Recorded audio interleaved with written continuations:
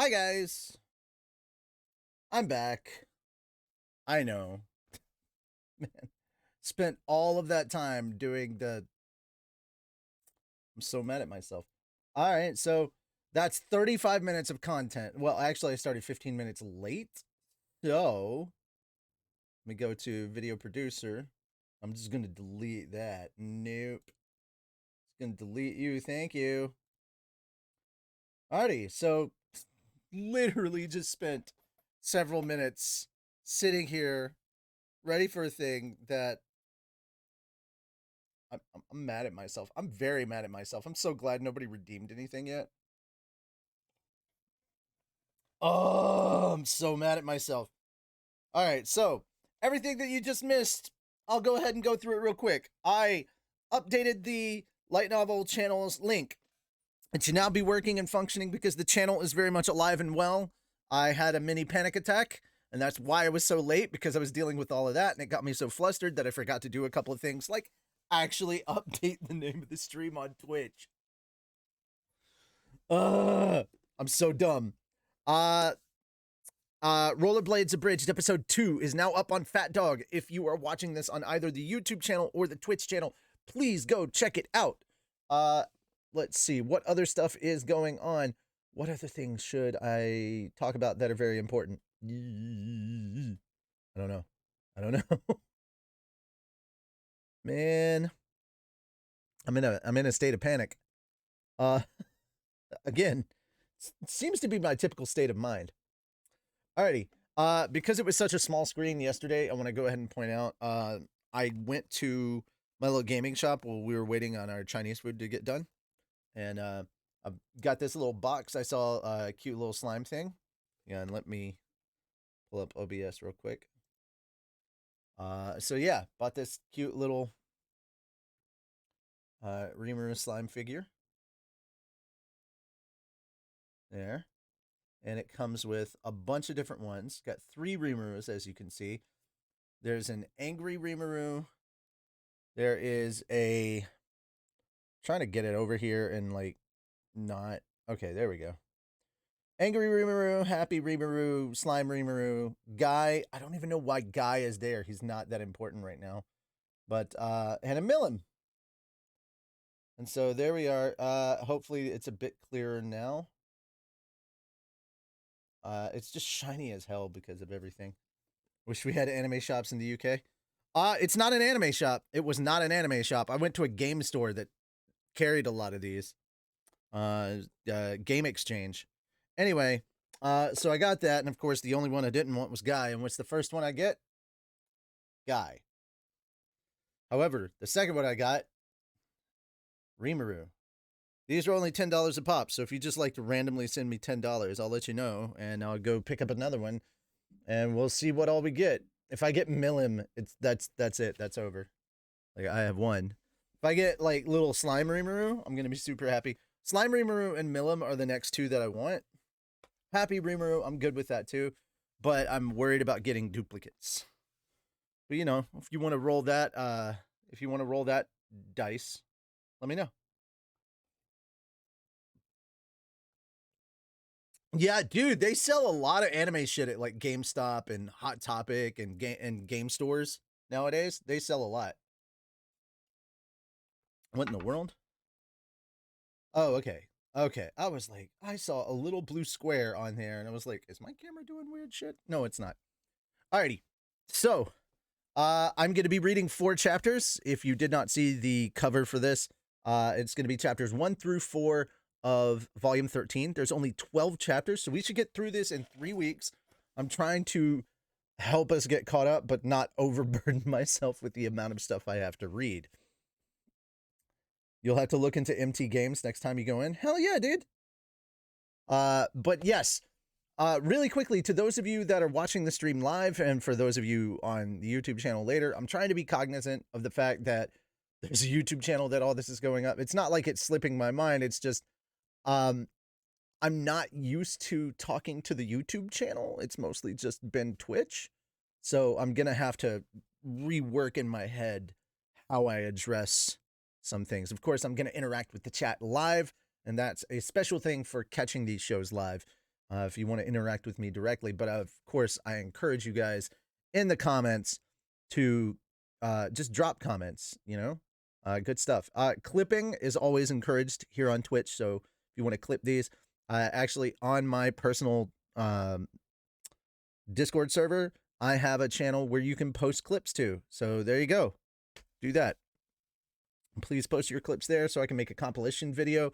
I'm going to put that up on the main channel and here on the light novel channel. I'm going to do it both because apparently I can now access both channels using Google Drive. And I'm like, yeah. So I'm looking forward to that. That having been said, though, guys, we're going to go ahead and jump into it. Last we left off, it was a very tearful moment with Rudius talking at Paul's grave and letting him know about the newest member of their family and how all of that is going. So Rudy is now a father, and it's a happy home life, I guess. That's where we're going to go into it. So, no further ado, let's go ahead and jump into it. You only realize the real value of something you discarded when you get the chance to pick it up again. For a guy who ditched one family, I got pretty lucky this time around. Author, Rudius Greyrat. Translation, John R.F. Maggot. How is my sound, by the way? Do I sound good? Am I too loud? Am I too... I changed some of the filters I had on my mic. I had put a lot of filters on to kind of kill background, but I realized it was also making it sound weird. So now I'm just trying to find a good balance and not be overly loud on the streams, but I'm going to have moments where I'm going to be yelling and stuff. And I just needed to know what you guys thought of the sound setup. For those of you on YouTube, leave a comment. If you're in Twitch, drop a comment in the chat right now. Also, let's get those exercises out. If I need to, I will drop them down to 100, but right now they're 200 a pop. They're pretty cheap. So the more you comment in chat, the more channel points you accumulate and the more you can spend. So spend those channel points. We're trying to make me do 160 of every exercise and 160 seconds of planks. So it's going to hurt. I'm going to hate myself. But yeah, let's get this started. Thank you guys so much. Remember, for every chapter, it's 40. The maximum per chapter is 40 exercises a piece. My mods are keeping up with them. I don't really want to go around moving my camera around a lot to just show that I'm working out, but just know that I am actually doing the workouts. And you'll, of course, see that when I get back up here after exercising, because I'm going to be out of breath and feeling like I'm dying. That having been said, Chapter 1, Roxy's New Job. One morning, I was roused from slumber by the most delicious of smells. It had wafted into my nostrils as I slept, filling my heart with warmth and wonderful emotions. What? Startled by this alluring aroma, I snapped my eyes open and found a goddess in bed next to me, sound asleep. Her cherubic face was inches from my eyes. I could even hear her breathing softly through her charming little nose. Oh. I slowly emerged from beneath the blanket and then rose to my knees as quietly as I could. Putting my hands together, I offered her a brief gesture of supplication. There was a holy personage in my bed. It was only natural that I show her deference. Wait a minute. Does this mean? With shaking hands, I reached out to pull back the blanket from atop the goddess. It was just as I'd hoped. Astonishing as it may seem, her entire body had manifested next to me. Oh! Her figure was slender and deceptively youthful in appearance, lacking curves in certain places where they might usually be expected. It was too dark to see clearly, but was that a dot I saw in her chest? A divine symbol, perhaps? An auspicious mark meant to represent her third eye? No, probably not. Still, it was something no less holy. Would it be permissible for me to touch her? Surely I had the heaven's implicit blessing. The goddess had come to me, after all. I was the chosen one, the Messiah, and surely a Messiah is allowed to touch his God. Was it permissible for me to do so while her spirit was roving elsewhere? There was a risk that I would burden my soul with sin and bar myself from the gates of nirvana. The moment I reached out my hand, she might flood the room with brilliant light, shout, "Begone, foul Mara!" and purify me into nothingness. What a cruel dilemma. I couldn't help it if my little apostle was feeling particularly fervent this morning. It's cold. The goddess grabbed blindly for the blanket, pulled it back over her, and then turned on her side. Oh, how truly wondrous! I could see the white nape of her neck peeking from beneath her blue hair. I could see the hickeys I'd left there yesterday. Truly splendid! Surely I was the luckiest man in the world to be offered such spectacular sights the very moment I awakened. Oh, right, we don't have that much time in the morning, do we? Better get her up. Roxy, wake up. It's morning. My goddess opened her eyes and slowly sat back up. The blanket slipped away as she did so, revealing her lovely naked back. This was the dawn of a new age. Good morning. Sluggishly, she turned around to face me, eyes fogged with sleep. She had 2 auspicious marks on her chest and a cute little belly button down below them. And then there were her panties, which hid further spiritual delights. My stupa was accumulating karma at a dangerous rate of speed. At this rate, I was going to reach enlightenment before too long.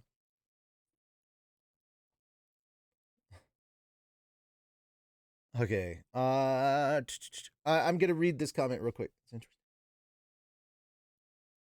He's older than he was when Lucy was born, and how old Paul was when he was born, combined with when he first met. I mean, funny thing, even with both his lives, Roxy's still older than him, I think, right? Yeah, Roxy's still a bit older than him by like a couple of years, but not much more than that. Oh, perhaps noticing this state of affairs, she grabbed the blanket and pulled it up to hide her body. The goddess had abandoned me. All light faded from the world. A new dark age was upon us. Is there a reason you're looking so dejected? She inquired dryly. Oh, it's nothing. I just wanted to take a nice long look at your body in the daylight, teacher. I don't think it's much to look at anyway. Don't be absurd. Come on. Pull back that blanket. Let me bask in your radiance. Good Lord, you're certainly energetic this morning. Whatever, I suppose there isn't any reason to be bashful at this point. Slowly, Roxy pulled the blanket aside. Just like that, the light came flooding back into my world. Yeah, I saw the light, and it was good. I saw the darkness, too. I named it Eros, and the light, Apollo. Beside the darkness, I saw a belly button and thighs. I named them Cupid and Amor. That seemed like enough work for the first day. All right, I think that's enough. Once again, that accursed blanket hid the glories of creation from my eyes. Another dark age was... Okay, even I was getting sick of this bit. Rudy? Yes, dear? Thank you for last night. Roxy ducked her head to me in an awkward little bow. Last night had been something of a special one for us. It was something we'd built up over a couple of weeks. We'd agreed that Roxy would officially become my second wife once Sylphie gave birth. That had happened a while ago, but up until yesterday, Roxy and I hadn't actually slept together since our arrival in Sharia. Part of it was that everyone was busy adjusting to Lucy's arrival, but I could tell Roxy was also anxious about our new arrangement. That was understandable, but I wanted to do something about it. And so I put in some special effort to relieve her. I treated Roxy like a princess last night. My jaw was still a bit sore this morning. I put it through a real workout. It was all worth it, though. She'd most definitely been satisfied. To be honest, I didn't know there were techniques like that. Her eyes darting away from mine, Roxy blushed a little. Well, it's a wide world out there, you know. I'd used every trick I knew. Over the years, I'd developed a routine that always left Sylphie breathless from too much moaning. I wanted to overwhelm Roxy with pleasure, too, and I figured my techniques would be the quickest way to accomplish that. It hadn't gone exactly as expected, though, mostly because Roxy kept asking me questions at every step of the process, usually something like, "What should I be doing now?" It seemed she was just the studious type, even in bed. I'd indulged her with brief explanations and tips, followed by extensive hands-on demonstrations. Teach me more of the details next time, all right? You could always just lie back and let me do my thing, Roxy. I'll make sure you enjoy yourself. No, thank you. I want to develop my own skills. To be honest, this wasn't what I'd pictured when I was planning things out beforehand. But it wasn't half bad in its own way. Sylphie had her approach to sex, and Roxy had a different one. I found both of them very satisfying, so I wasn't about to complain. I'm going to be late for work. Her face still slightly flushed, Roxy turned her face away from me and clambered down out of the bed. I stayed right where I was, seated formally on the bed and bathed in the radiance of her butt as she walked across the room. Hmm? What is it? Oh, nothing. Nothing at all. Sensing my gaze, Roxy looked back at me. I turned and pretended like I'd been getting dressed all along. I felt Roxy's eyes on me from behind. I was starting to consider flexing for her amusement when she walked over and touched my back. I'm sorry, Rudy. It looks like I scratched you. Does it hurt? Hmm? When I craned my head around to get a look, I could just see four long, thin welts on the side of my back. They stung a little when I touched them. Roxy had left them on me last night. They were a badge of honor, in other words. God, she's got me remembering the look on her face when she did that. Down, boy, down! We don't have time for your antics right now. I'm fine, Roxy. I hope they don't leave a scar or anything. Roxy's face was bright red as she mumbled those words. The fact that she didn't even think of healing them with magic made me feel like she was busy remembering last night as well. I looked up and met her gaze. I could see my face's reflection in her big blue eyes. After a moment, she closed them, clearly anticipating a kiss. I couldn't take her up on that, though. We'd find ourselves right back in the bed 10 seconds later, and so I restrained myself to stroking her cheek affectionately. I think it's about time we got dressed, Professor. Oh, right, of course. Roxy hopped back away from me, looking more than a little embarrassed, and started pulling on her underwear. I turned around and started getting dressed as well. Do I look all right, Rudy? Once she'd gotten her robes on, Roxy turned around in front of me so I could look things over for her. Yep. Really? Of course, Roxy, you look great.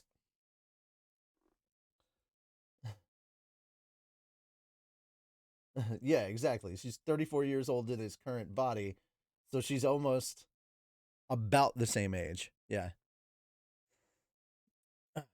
That was an understatement. In fact, if there was anyone stupid enough to imply that Roxy looked anything less than perfect, I'd ensure they saw the error of their ways. Well, all right, it's my first day on the job, you know. I can't mess this up. Roxy squeezed her hand into a fist and nodded to herself. As of today, she was going to be commuting to the University of Magic as well, but as a member of the faculty. This would also be my first day as a third year student. Uh, but before we get into that, I should probably turn back the clock a little. Let's talk about the day that Roxy got her new job. Several months earlier. Oh, they're exactly the same age. Holy shit. About a week had passed since I returned home from my journey. It had been hectic for a while there, but things were finally starting to calm down again. I was relaxing on the sofa in the living room when Roxy walked in. Rudy, I think I'd like to work at the University of Magic. Would that be all right with you? Huh? I wasn't sure what she meant at first. She looked down at me with her usual steady expression, fixing her eyes on me. I feel like I've got a bit too much free time on my hands, so I wanted to see about making myself more useful. So you're saying you want to become a professor or something? That's the idea, yes. Roxy nodded, her face solemn and serious. It did make sense. She seemed a little bit restless since. Well, she'd seemed a little bit restless since our arrival here. Roxy wasn't exactly the domestic housekeeper type. She spent most of her life as a solo adventurer on the road, so she could handle almost any job when she needed to. But when it came to housework, she wasn't nearly as efficient as Aisha, Sylphie, or Lilia. Also, we had two dedicated maids living in the house already, so there wasn't much for her to do. She was taking the place of my left hand sometimes, though. I wasn't used to being one handed yet, and it did make some things really inconvenient. It was a help having Roxy around to assist me with getting dressed and eating my meals. Still, it wasn't like I absolutely needed her around all day. I could bumble by on my own when I had to. Hmm. In any case, Roxy wanted to be a professor, did she? She was an amazing teacher, of course. I knew personally what a blessing it could be to learn magic from her. Given her talents and wisdom, it would be criminal of me to keep her around as nothing more than a replacement for my missing hand. Keeping her all to myself did have a certain appeal, but for the sake of everyone else in the world, she should be out there enriching our society for her presence, with her presence. God damn. Rudy has way too high of an opinion of her.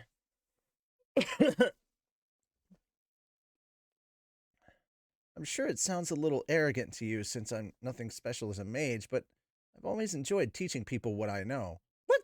That's not what I was thinking at all. I was actually kind of offended in a way. No matter how many parallel universes might exist, you'd never find one where I. Jesus. Okay, stop hitting things. No matter how many parallel universes might exist, you'd never find one where I thought Roxy was arrogant. I was fated to respect her deeply in every possible world line. It was the choice of Steins Gate. Literally, in the book, I did not just randomly pull that out of my hat or ass or whatever. You should go for it, Roxy. Absolutely. You'll be a great professor. Oh, well, that's nice to hear. And a little embarrassing, I guess. Now that the matter was settled, there was no point dilly-dallying around. Okay, then. Why don't we go talk to Vice Principal Genius right now? Roxy stared in surprise. Genius? Wait, Professor Genius is the Vice Principal now? That's right. Do you know him? For some reason, Roxy hesitated for a moment with something like a grimace on her face. He was my master, actually. Oh? Is Genius a Saint-tier water mage, then? I thought fire magic was his specialty. Maybe I'm misremembering? Then again, it wasn't that unusual for a mage to study more than one element in depth. Presumably, Genius was a water mage as well, and had just neglected to mention it to me. I'm afraid I said some very harsh things the last time I saw him. I regret that now, but I was young and hot-headed. Don't worry about it, Roxy. The past is the past. From what she'd told me, Roxy's master in magic was a pompous, prideful fool of a man, but the Genius I knew was a diligent and polite guy who spent most of his time pushing paper around. He'd probably changed a lot himself over the years.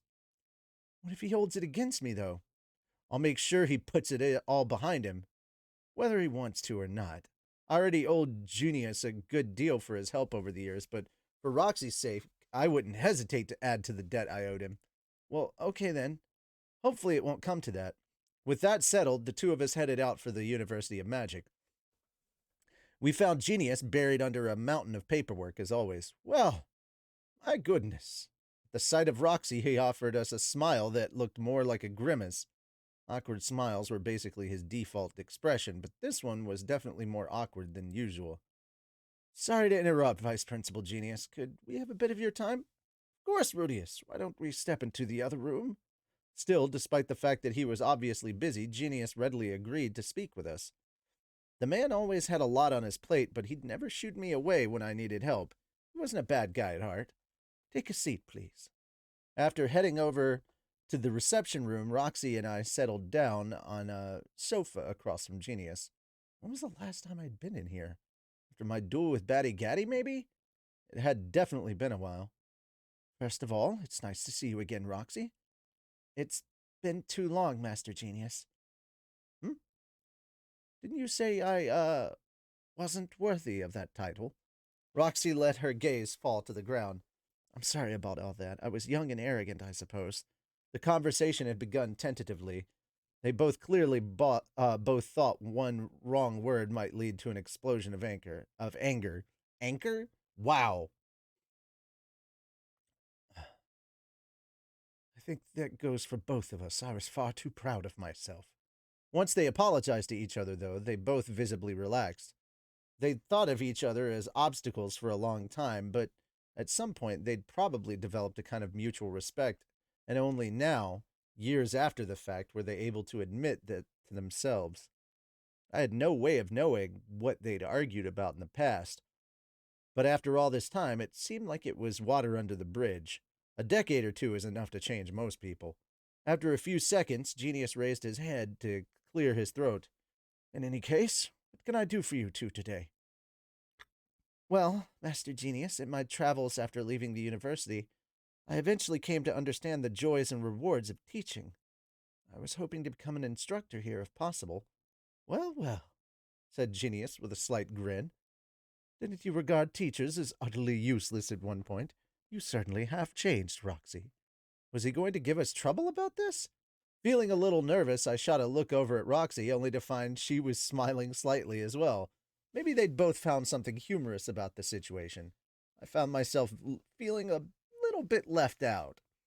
If Genius had rejected the idea, I'd been planning to get pretty pushy on Roxy's behalf, but it didn't look like that was going to be necessary. In fact, my presence here was probably unhelpful. Teacher, would it be all right if I left you two to work out the details? Huh? Okay, I don't mind if you stay around, though. Well, I was just thinking I'd drop in on a friend of mine. Roxy and Genius were old acquaintances. They'd probably had a lot to catching up to do, and somehow I felt like Roxy might be reluctant to let me hear too many embarrassing stories from her younger days. That made me just a little sad, but it seemed best for me to leave the room.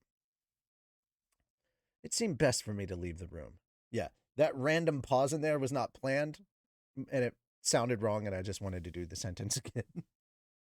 I headed straight over to Zenoba's laboratory. I told him I might be gone for 2 years, and I'd make it back in a mere and I'd made it back in a mere 6 months.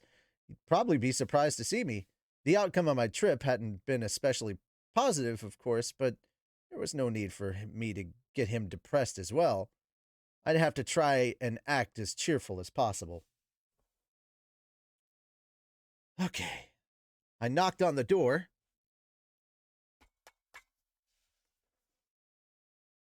I knocked on the door, then stepped inside without waiting for a reply. Breaking news, Zenoba! I'm back! What? Inside, I found my friend straddling a life-size mannequin with an ecstatic expression on his face.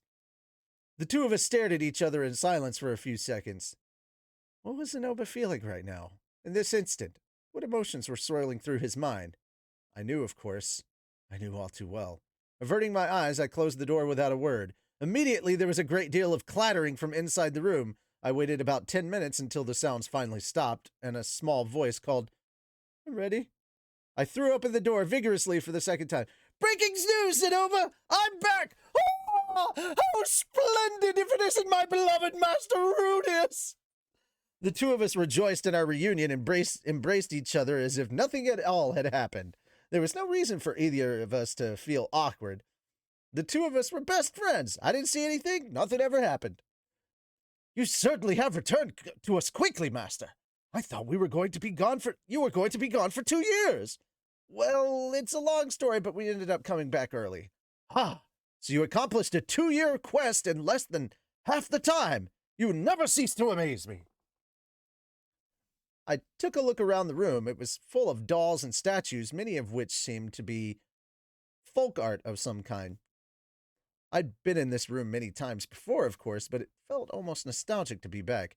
He'd certainly accumulated a lot of new toys while I was gone, though. In particular, Julie's desk was virtually covered in clay dolls and figurines. She'd obviously been working hard in my absence. Where's Ginger and Julie? The two of them are out shopping at present. Some of the things I asked them for won't be available until evening, so they won't be back for some time. I see, so that's why he'd felt it safe to engage in a date with his beloved doll friend. This was probably an uncommon opportunity for him. I almost felt bad about having interrupted. Oh, Master, your hand! At this point, Zenoba finally noticed that I'd come back without a left hand. He was staring at the stump of my wrist with a troubled look on his face. Yeah, it's gone. I got a little careless out there. What opponent could be fearsome enough to harm you so grievously? It was a Hydra with an immunity to magic. Hydra? I see. That's no small threat. When I looked back on the battle, it was obvious we were lacking in the physical attack department. If Zenoba had been along with us, maybe we could have taken the Hydra down more easily. Maybe we really should have turned back temporarily and recruited him or someone else to help us out.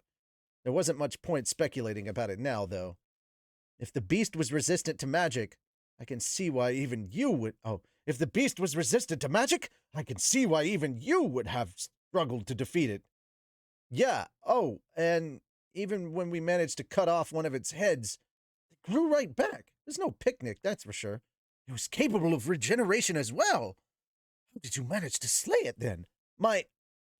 Our swordsman chopped off its heads, and I seared the stumps with fire. Ah, now I see. The flesh itself was vulnerable, even if its hide was not. I presume you thought up this strategy yourself, master? I just remember hearing someone say that was the way to do it. Thinking about the battle wasn't doing wonders for my mood. I'd gone in knowing the way to kill that monster, but Paul still ended up dead. The more Zenoba complimented our victory, the more depressed it made me feel. I must say, master, you look rather gloomy. Well, we did win, but it came at a heavy price. Ah, I see. Glancing down at my hands, Zenoba nodded to himself. On that note, I think I have an idea. With a smile, he trotted over to his own work desk and started rooting around through the bottom drawer. After a few moments, he pulled out a scale model of a hand. Maybe that wasn't the right way to describe it. It was a bit chunky looking for a hand. Maybe it was a prototype of some kind of glove? Take a look at this, please. What is that thing, Zenoba? Ah, this is the fruit of some 6 months' labors. Oh, indeed, said Zenoba, proudly and meaningfully smile on his face. Proudly, a meaningful smile on his face. I wasn't just sitting around in your absence, master. True enough. You've always been making love to inanimate objects. Whoops, no, I didn't see that. I didn't see anything. Oh, man. This is so dumb. Okay, then, so what is it exactly? Observe! His face full of confidence, Zenoba balled his free hand into a fist and plunged it inside the model glove. Ah, now I see. The flesh itself was vulnerable, even at... now I see. The flesh itself was vulnerable, even if it's... Oh, no, I freaking... Okay. At this point, he shouted something that sounded like an incantation. Earth! Be thou my hand! All of a sudden, the model began to move. It had been fixed in the shape of a fist, but now its clay-like fingers slowly extended. It clenched again, then unclenched, then folded down its fingers one by one. All these movements were startlingly smooth and natural-looking. It's a magical implement in the shape of a hand. It moves exactly as its wielder bears.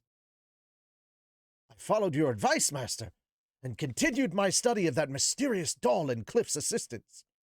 With Cliff's assistance. This is my first practical implementation of my findings. Master? Master? Yeah, sorry about that. I'd actually been speechless with surprise for a moment there. I did remember telling Zenoba to focus on studying the hands and arms of that doll, but I certainly hadn't expected him to make something this impressive in a matter of months. That's incredible, Zenoba. I'm honestly impressed. Well, but I haven't even gotten to the best part yet. By using this device, I'm able to control my fearsome strength. Wait, really? Indeed. Zenoba nodded with a smile of genuine joy on his face. His happiness was obvious and infectious. If Zenoba could control his strength, that meant he could make figurines himself. He'd finally found a way to make it, he'd finally found a way that he could create things he loved most. It was hard for me to even imagine how much that meant to him. My hand. Return to Earth! With Zenoba's second incantation, the hand stopped moving. Apparently, you could turn it on and off at will. Now then. Pulling his hand out of the magical implement, Zenoba offered it to me. Please, do give it a try yourself, master. Simply command it with your words. Earth, be thou my hand, and it will become a part of you. When you wish to remove it, speak the words, my hand return to Earth. All right.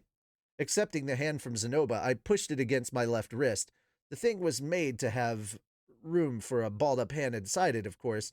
Since I was missing a hand, it felt like it might fall off at any moment. I'm not sure if this thing's going to stay on, though. It won't be a problem. Go ahead. Try the incantation. Okay, then. Earth, be thou my hand. The instant I spoke those words, I felt the device draining mana from my arm. It didn't take that much, but of course it wouldn't, if Zenoba could use it. Whoa! As soon as it absorbed my mana, I felt the device press itself tightly against my stump. The sense that I was wearing something quickly faded away. In its place, I could feel the artificial hand that was now connected to me. What do you think? Gingerly, I tried moving my left hand. I opened and closed it, stretched out each finger, starting from the thumb, and folded them down, starting from the pinky. The crude-looking clay responded as if it were just another part of my body. I want you guys to see this. That looks so cool. They literally made a medieval prosthetic hand with magic. That's so badass. It's like Thanksgiving with relatives. If you don't talk about it, it never happened. I love that. That's great. That's a good analogy. I like that. I'm going to keep using that. It's moving. It's really moving. Ah, but there's more to it than that. Try touching something, why don't you? Right. I reached out to take a small wooden sculpture from the nearby table. It was a carving of a horse, about the size of my fist. My artificial fingertips could feel its weight and texture. The sensation was a little dull and indistinct, almost as if I were wearing a thick pair of cotton gloves, but it was definitely there. You could even feel things through this? It's incredible. But of course, one could hardly hope to make a figurine without a sense of touch. Fucking love Zenoba. Like, Zenoba just out the gate MV fucking P. Just right there. Yeah, this was, well, he had a little help from Cliff, but essentially, yeah, this is what Zenoba's been working on. He worked on a glove that would allow him to actually do intricate detail and design work on figurines. And so he had a multitude of problems to solve. And in 6 months, he fucking solved them. We're used to dealing with the craziness that is Rudy. Here's the thing.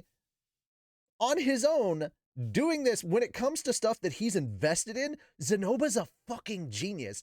Because he could not use magic to make the figure and shape and design it, but he could, honestly, through studying magic circles, build a prosthetic hand that can actually feel and have a sensation of touch. And would help curb his overwhelming power, his overwhelming physical power. The amount of problems that this has potentially solved for Zenoba. Are you fucking kidding me? This is S tier level shit right here. Zenoba is the man. He just doesn't know it. This is so effing cool. So effing cool.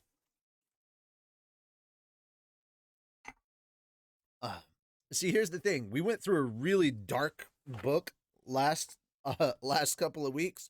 So it's about time we got some good, fun, interesting shit. And of course, you know, we needed to start it off with comedy of him just opening the door and there's Zenoba just butt-ass naked humping a doll. A full-size doll. And before you start judging, remember, there are full-sized sex dolls in this world. So we have those people too. Just saying. All right. This is all wholesome all the time. What are you all wholesome all the time? What are you talking about? We saw nothing. Right. I reached out to take, okay, so it would definitely have feel, but of course I can hardly hope. True enough, you needed to be pretty precise with the amount of force you used when you were carving something. Since Zenoba made this with his own goals in mind, this sense of touch would have to be an essential feature. No kink shaming here, said Daxter. That's great. This whole volume is pretty fucking wholesome. Yeah, it is. It really is. There are people that bitched about this volume because it was like, they're like, oh, it's too slice of life. We're going back to slice of life. It's like, motherfucker, Rudius has some daily shit. It can't all be fighting and dying and surviving. And like, come on. If there's no reward in the daily things, then what's the purpose of doing all this shit? Like, you can't keep risking everything if your reward is not that impressive. You know? All right. Pardon me. Sorry for yawning. Just to see what might happen, I tried casting a small spell through my new fingers. A tiny ball of water appeared in front of them. It seemed like magic wasn't going to be a problem either. Has Zenoba really created this thing in only half a year? That couldn't have been easy. His passion for figurines must have kept him incredibly motivated. I wasn't entirely sure if you'd be able to use it without a hand, but it seems there aren't any major problems. said Zenoba with a satisfied smile. Yeah, it moves just fine. I can feel the fingers, too. Use magic. If you wish to increase its strength, simply feed it more of your mana. Its power will increase accordingly. Oh, really? Of course, if you were to give it all your mana, I would expect it would fall apart under the strain. It's sturdier than a normal human hand, but do be cautious. Well, let's see. As we spoke, I fed the device a bit more mana. The weight of the sculpture in my hand seemed to disappear entirely. Wow, this is really... Before I could finish my sentence, there was a sharp crack. Oh.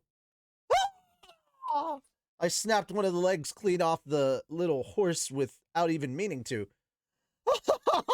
Master, how could you? Zenoba stared at me with a reproachful look on his face. Sorry, Zenoba. I'll make it up to you. That was a traditional sculpture from the ancient principality of Gira. I doubt I'll ever find its like again. Well, maybe I can make you something new? It'd just be an earth magic sculpture, but at this offer, Zenoba's face lit up. Oh, how splendid! I'm sorry, I didn't mean to pressure you. Taking the sculpture from me, he carefully put it away inside his desk. Maybe he was planning to superglue it back together or something. Hopefully it would go well. Zenoba turned back to face me. That hand is yours to keep, Master. Master Rudius. It's only a prototype, of course, but I'm sure it's more than nothing. Really? Are you sure? With you and Cliff to help me, I'm sure I can make another of comparable quality in no time. That made sense. He was still actively working on his research, after all. It would be nice to make the thing more sensitive. That way I could use it for recreational fondling. Fucking Rudy. Fucking Rudy. Only Rudy, dude. There were countless other possible improvements, of course. The thing had a lot of potential. For example, we could find a way to make it transform into various tools or weapons. How useful would it be to have fingers that turned into drills whenever you needed them, or a hand that turned into a magic cannon on demand? Zenoba, I think this might be a pretty amazing invention. I quite agree. Not to toot my own proverbial horn, but I do think it's a rather splendid little item. As useful as it might be in combat or in making figurines, there are plenty of other applications. For one, it was a brilliant prosthetic. Whoa! Whoa! Darklight! What in the world was that? 50... Oh my god, 5,000 cheer! Holy shit, dude! Let's get some Nyantas in the chat. That's crazy! Thank you! Holy cow! I don't even know I don't know how to respond to that. Fuck! Jesus Christ!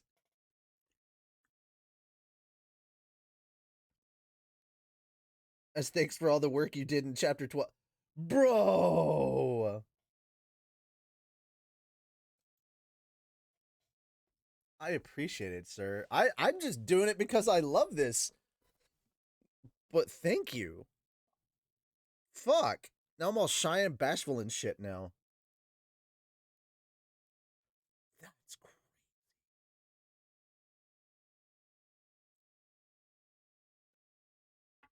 Okay, time to get back to reading. Get back to reading. Okay. All right. In this world, it was possible to reattach a severed limb if you made your way to a magician with advanced skills in healing. And wounds that would have landed you in the hospital back in my old world could be cured quickly with even elementary spells. On the other hand, get it? Having a missing part of your body regenerated was extremely expensive. Unless you were very wealthy, it probably wasn't going to happen. And there weren't many magicians even capable of restoring an entire arm or leg. You could find some in the holy country of Millis, but even there, they were rare. A mere adventurer couldn't expect to employ their services. When a common villager or adventurer lost a part of their body, for the most part, they had to make do with crude replacement, something more like Captain Ahab's wooden peg leg. We had started selling magic. If we started selling magical prosthetics like this at a relatively affordable price, we'd be helping a lot of people and making plenty of money in the process. With you and Cliff to help me, I'm sure I can make another. Oh no, That's the same. Okay, because I clicked on that. I now have all physical copies of the light novel currently out. That's super cool, dude. I love that. Thank you for supporting the official release. Thank you. I appreciate that more than anything. Just telling me that you actually have all of the copies, physical or digital. The fact that you own the official stuff, that makes me the happiest right there, because you're supporting good quality content. Like, yeah, supporting me is like a secondary thing. Supporting the people that create the shit that we love is the primary goal here at Fat Dog. And then after that, if you want to support us, please. But holy shit, dude! All right. The healers of Millis might not be too pleased about that, but fortunately they were on the other side of the world from us. As long as we got the backing of a larger organization like the University of Magic Guild, like the University or the Magic Guild, it would probably work out just fine. You have a name for this thing, Zenoba? I hadn't given it one as of yet, no. Neither Cliff or I have much talent for naming things, I'm afraid. Oh yeah? That wasn't much fun. Surely we could come up with something, right? Would you care to do the honors for us, Master Rudius? Huh? Sure, I guess. I didn't think of myself as especially great at naming things either, but I couldn't turn him down if he wanted my help. Looking down at the thing that was now serving as my left hand, I took a moment to think. When it came to removable artificial hands, the first words that popped into my head were rocket punch. But it wasn't like I could fire this thing off at my enemies or anything, although I could always throw it at them in a pinch. The second term that came to my mind was Hand of Glory, as in the severed pickled hand of an executed criminal which supposedly held magical powers.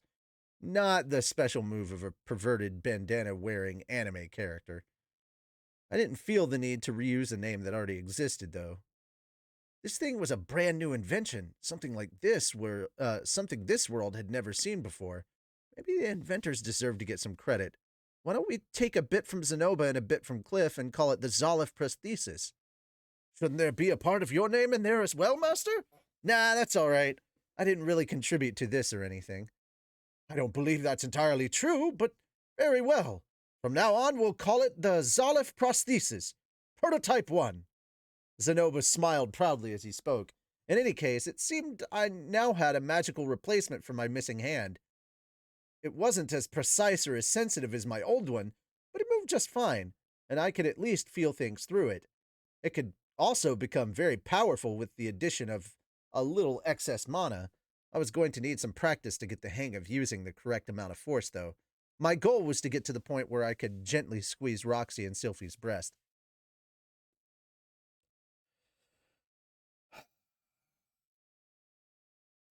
Don't think of him doing it for perverted reasons. Just think he's doing it for science. Just think that he's doing it for science. You can't get 16 isn't available physically in the US yet. Or in the UK. Gotcha. All right. Yeah. Its name will be the Fat Master 5000. God damn it. I hate all of you. I hate all of you for that.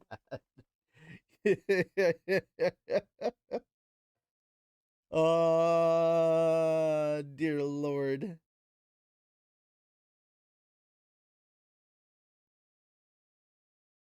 All right. So, that having been said, there's still quite a lot of room for improvement, of course. But we also need to continue our study of the automaton. What should we prioritize, Master Rudius? Let's see. Apparently, there were some fundamental issues with this prototype. For one thing, its mana consumption wasn't ideal. We could use it indefinitely, but it would suck Zenoba dry after only 2 or 3 hours. The fingers were also a little on the thick side, which wasn't aesthetically pleasing. And of course, its sense of touch wasn't perfect yet. If we managed to resolve all those problems, it would be an even more amazing invention. That said, this prosthetic wasn't the main focus of our research. It was just a byproduct of it. Well, let's not lose our focus here. Our goal was to make an automaton of our own, with our own hands. This prosthetic would definitely command a high price, and it made for a very convenient tool. We could probably put it on the market at some point, but I didn't want it taking up all of our research time. We're trying to make a full automated doll here, right? We can't let ourselves forget that. Very true. For the moment, let's put in improving the prosthetic on the back burner and get back to studying that automaton. Of course. I rather expected you might say as much, Master. Zenoba and I seemed to be in agreement. Fortunately, we could always work on the prosthetic on the side. The two of us kept talking for a while afterwards. For the most part, our conversation focused on the various dolls and figurines I'd seen on the Begarit continent. When I told him about their glass sculptures, Zenoba's eyes lit up with excitement. Anyway, how's Julie been doing while I was gone? Quite well. Just the other day, she finished a figure of a certain gentleman. I believe she said she wanted to show it to you, Master Rudius. Has she finished the Regent figurine already? I did want to see that as soon as possible, but that's good to hear. But if she's not going to be back until evening, I guess I might not be able to see her today. You do have some other do you have some other business to attend to? My master's interviewing for a job at the moment. Once she's done, I was planning to go around and say hi to everyone. Your master? With impeccable timing, someone knocked at the door. Rudy, are you in there? This is the place, isn't it? It was Roxy's voice. Apparently, she'd finished with the vice principal while Zenoba and I were catching up. Come on in. We were just talking about you, actually. Pardon me. Roxy stepped into the room tentatively. She paused to look around the room for a moment, then gingerly made her way over to my side. This is quite an impressive laboratory. Is it really all right for me to be in here? I feel like there are a few things I shouldn't really be seeing. Don't be silly, Roxy. There's not a single place on this campus that you'd not be allowed to enter. I don't really think that's up to you, Rudy. Maybe not, but you're welcome here at least. As the two of us chatted, Zenoba stood frozen in place. After a moment, I noticed that he was trembling slightly. Zenoba, let me introduce you. This is Roxy M. Greyrat, my master in magic. It's nice to see you again, Prince Zenoba. I'm glad to find you looking so hale and healthy. Roxy bowed her head deeply to Zenoba. Oh! Zenoba, for his part, just stared at her and trembled even more visibly than before. Finally, he raised his shaking arms up above his head. All of a sudden, he bellowed out a strange roar of some kind. Oh! After leaping up in the air like a frog, he dropped flat to the ground, prostrate before himself with his hands stretched out in front of him. Whoa! Roxy flinched in surprise and stepped behind me, partially hiding herself from view. How wonderful to see you again, Lady Roxy! My deepest apologies for how rudely I treated you in the past. I had no idea at the time that you were the master of my master. Please stop groveling. You're the prince of an entire kingdom, and I'm just a magician. If someone were to see this. Roxy was obviously flustered, not that I could blame her. This was probably my cue to step in and calm things down a little. Not to worry, teacher. If anyone tried to make an issue of it, I'd silence them myself. Not you too, Rudy. Have you lost your mind? God, she's so cute when she's all worked up. There wasn't really anything to be worried about, though. I think you just need to take a few deep breaths and calm down, Roxy. It's perfectly natural that Zenoba wouldn't want to prostrate himself in front of you. It is? Could you explain why? Well, Zenoba, it's perfectly natural, isn't it? His face still pressed solidly into the ground, Zenoba nodded respectfully. Indeed, she is the master of my master, after all. See, perfectly reasonable all around. That's not an explanation. I want an actual reason. You don't need a reason to do what comes naturally, right? Just accept the gesture gracefully, why don't you? But, oh, very well then. Zenoba, would you mind standing up? It seemed like we weren't making any progress in this conversation, so I decided to let Zenoba get back on his feet. The man was on the tall side, so once he was standing again, he probably had a clear view over the top of Roxy's adorable head. That struck me as decidedly impudent, but I'd have to let it pass. He couldn't control his own height, after all. In any case, Miss Roxy, how was your interview? In any case, Miss Roxy, how was your interview? Asked Zenoba politely. Do you think you'll be hired as a professor? Yes, Master Genius, the vice principal, that is, seemed to think my skills as a magician were adequate.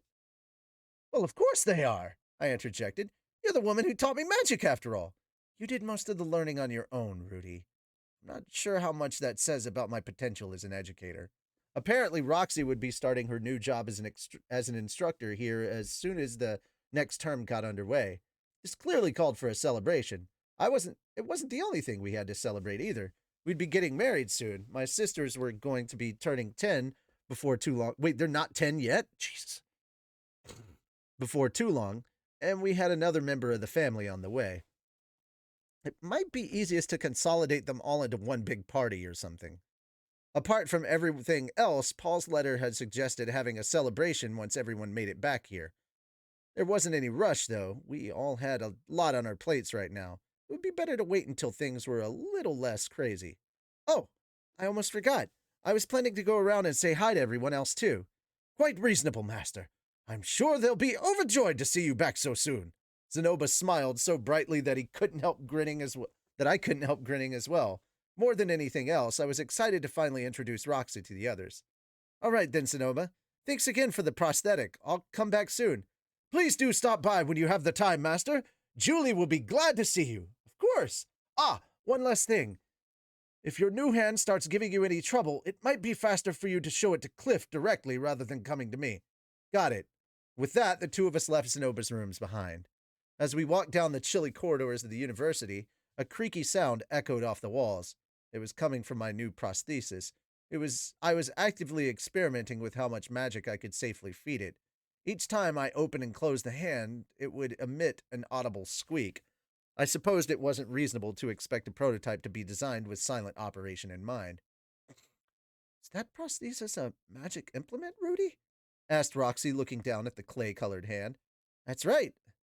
It's apparently the product of some serious research and development on Zenoba's part. It's very impressive work, I have to say.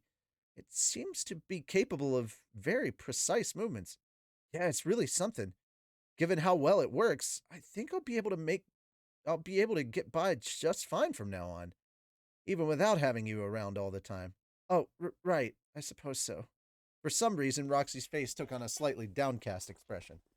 I'm sorry, Rudy. I suppose I wasn't taking your situation into account. I was so eager to become a teacher, I didn't even think about the trouble it might cause you. What do you mean? What, you mean with my missing hand? It's not that big of a deal, really. Having Roxy around had been a big help, but it wasn't like I'd asked her to take on a role as my personal assistant. Obviously, I wanted her to put her own plans first. For one thing, there was plenty of other people in my life who were willing to help me out when necessary. Not that I was actually going to say that, since it would sound like I was calling Roxy replaceable. In any case, I'm certainly glad you have a left hand again. Yep, now I can touch you twice as often. I reached out to stroke Roxy's shoulders gently with my artificial hand. I could feel her warmth and softness of her body even though through her robe.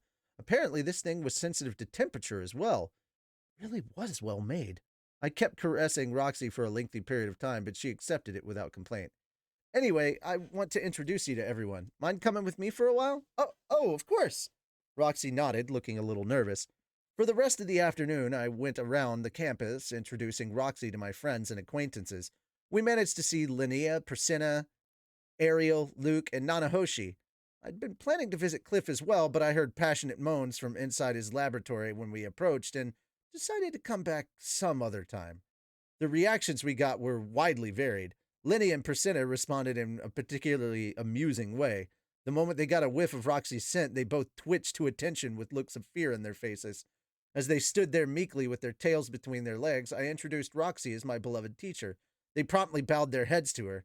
I guess beast folk are quick to recognize people people they really shouldn't mess with. Their instincts were right on the money this time. Ariel and Luke, on the other hand, were surprisingly oblivious. When I showed up to say hello, the first words out of Ariel's mouth were, I see you remembered to stop by after your trip, at least. She didn't seem genuinely upset, but she did explain that she could have offered me assistance if I'd come to see her before leaving. Considering that my inadequate preparations had ended up costing me dearly, hearing that left me shamefaced. I ended up apologizing for my oversight. Putting that aside, though, when I got around to introducing Roxy, the two of them stared at her in blank surprise, then turned to look at each other. They were obviously surprised that such a young magician would be taking on a role as in the faculty here. Still, Ariel was a princess, and with all the diplomatic skills that implied, she greeted Roxy very politely, without a hint of confusion in her voice. The woman's self control was impressive. We found Nanahoshi looking somewhat the worse for wear. She might have caught a cold or something since she was coughing like crazy. When she saw my face, she smiled in relief and muttered, "Now we could get the research back on track." When I introduced Roxy and explained that she would be teaching at the university from now on, her response was a disinterested, "I see." This struck me as a little too curt, so I took the time to elaborate on Roxy's many virtues and talents. Sadly, Nanahoshi just grimaced and called me a cradle robber. I suppose it was too much to expect that an ordinary high school girl could grasp Roxy's greatness. By this point, it was getting around to evening, and we stopped by everyone I wanted to visit. Just as I was about to suggest we head home, though, Roxy spoke up with a slightly disgruntled expression on her face. "Rudy?" "Yes, Roxy? I'm very happy that you're taking the time to introduce me to your friends, but I feel like you're being a bit excessive in your praise of me." "Really? It wasn't intentional, I assure you." "Are you serious?" "Well, as far as I'm concerned, no words I could offer would possibly be sufficient to really capture how wonderful you are. I thought I was selling you a little short, if anything." Frowning, Roxy jabbed a finger up at me. "Okay, there you go again. Are you teasing me or something, Rudy? Be ridiculous. My respect and admiration for you is real as it gets. Oh, for crying out loud. You know, whenever you start calling me teacher, I can't help feeling like you're just messing with me." Roxy paused to let out a long sigh. I honestly thought my opinion of her was perfectly justified, but it seemed she found it somewhat overblown. "Putting all that aside, though, you introduced me to quite a few of your friends and told them I was your teacher, but you didn't mention that I was your wife."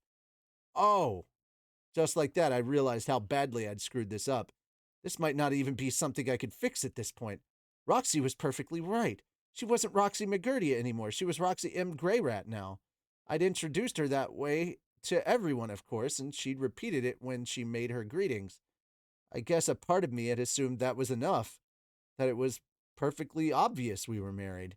At the very least, I was confident someone as sharp as Ariel would have figured it out. Still, that was no excuse. Roxy had every right to be furious. I suppose I wanted to emphasize her greatness more than anything else, and a part of me still thought she was far too good to be married to the likes of me, but she'd clearly wanted to be introduced as my wife. This was an unforgivable blunder on my part. Roxy was my second wife, yes, but that didn't make her any less my wife. We'd be spending the rest of our lives together, maybe even having children. "I'm so sorry, Roxy, sweetheart, but you know how much I love you, right? How can I make it up to you? Want me to go introduce myself to your parents?" No, I don't think that's necessary. It's a long trip after all. We'll get to it eventually." "Eventually?" Hopefully, Rowan and Rikari were doing well over on the Demon Continent. Now that I was married to Roxy, they were my in-laws. I owed them for the assistance they'd given me many years ago, too. Kind of wanted to make the time to go and see them. If we plotted a route through a couple of teleportation circles, we might be able to make it there in 2 months or so, but all right then. We'll have to make the time one of these days. There was no need to rush things. Once everything settled down, maybe we could take the time to take the entire family out to say hello to them. Pushing the thought to the back of my mind, I headed home with my new wife at my side. Legends of the University #1. The boss can fire his hand like a rocket. Ha! Jesus Christ! Okay, I was wondering why this was taking so long. Chapter 1 was 46 pages.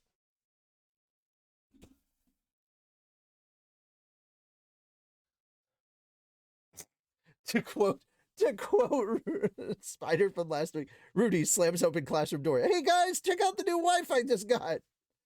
Full house on exercises. Yes, I see that. 46 effing pages.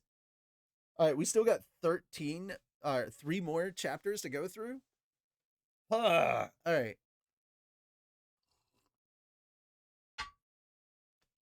All right, so first off, I need to make sure I take this.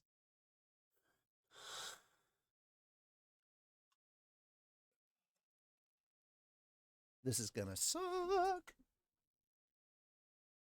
Oh, what in the what? Where's the? Oh, there's the phone.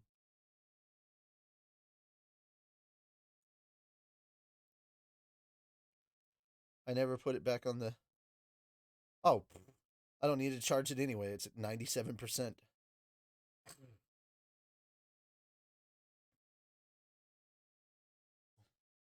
All right. All right. Time to get to those exercises. Why is Spotify trying to tell me things? All right, here we go. So, let's go ahead and get these exercises underway. 40 of everything, huh?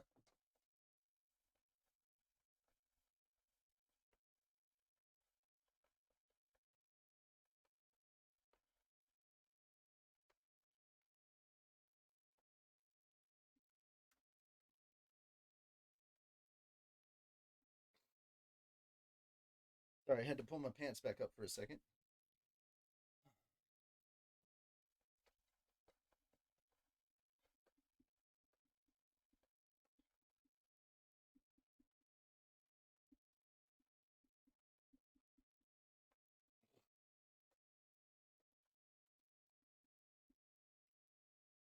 $40.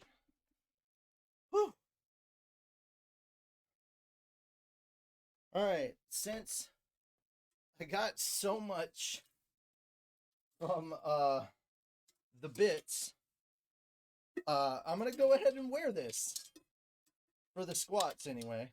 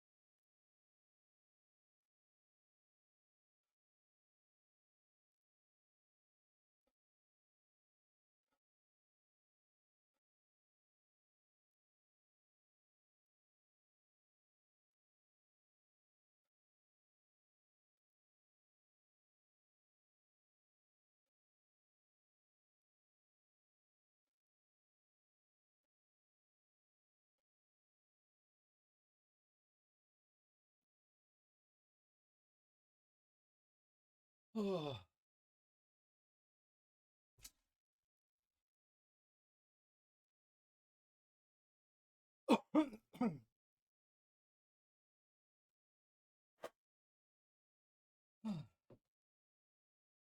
Okay.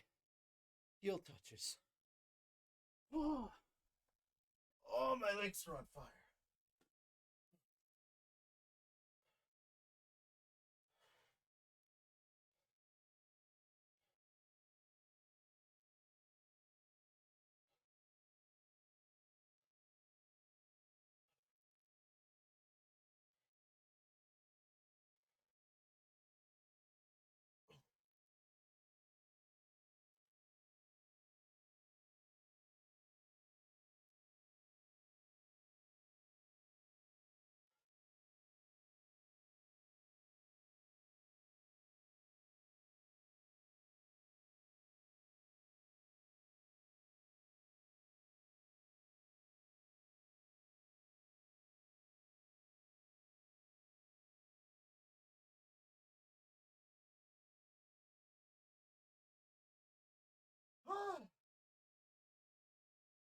Okay.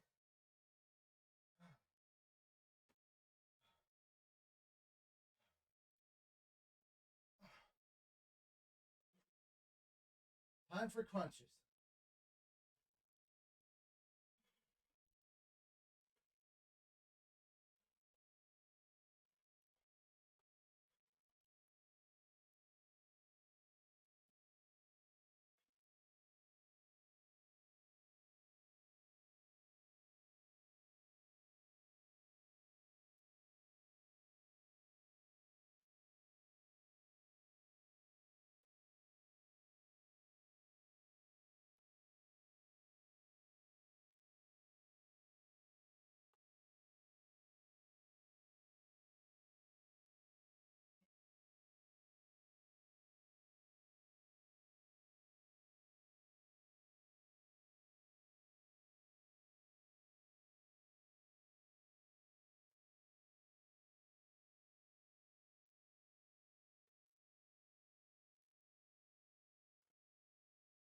Okay.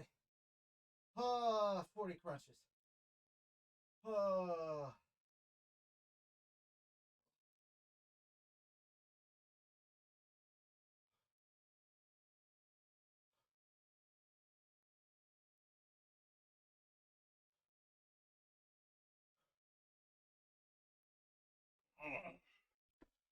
Okay. I'm going to do 20 push ups, 40 seconds of plank, and then my other 20 push ups. Let me get some water real quick. Holy cow.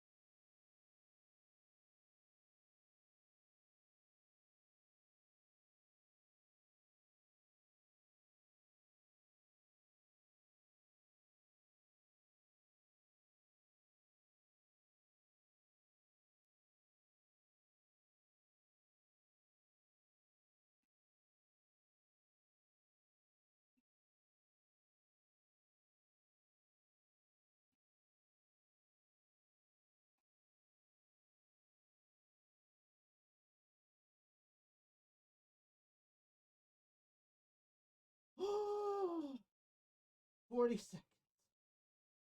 Oh, oh, oh. That hurt.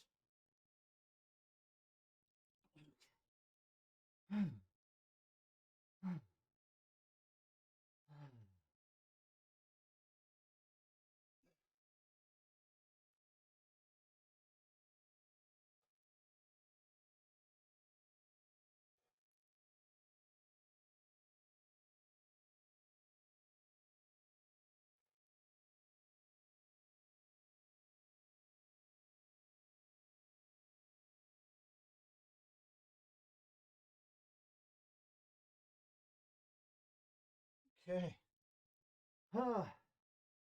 Do a little cobra stretch out, and that helps slow my breathing down a little. 20 push-ups. 20 push-ups. That's all I got left.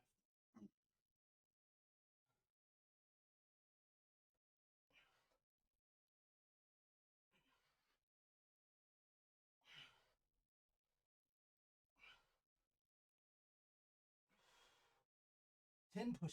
10 push-ups.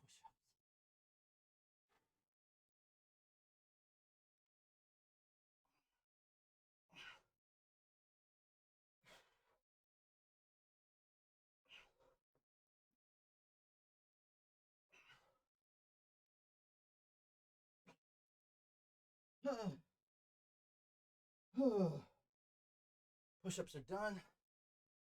Back to cobra. Or half cobra. Oh no.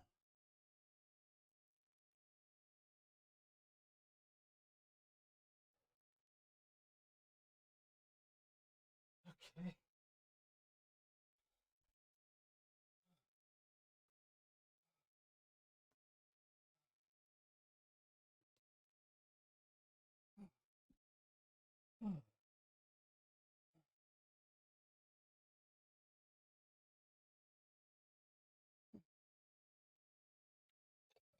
Awesome. Hey, Espresso. All you missed was the first chapter, bro. The first chapter was 46 pages long. Fuck. Okay. Let me check on this one.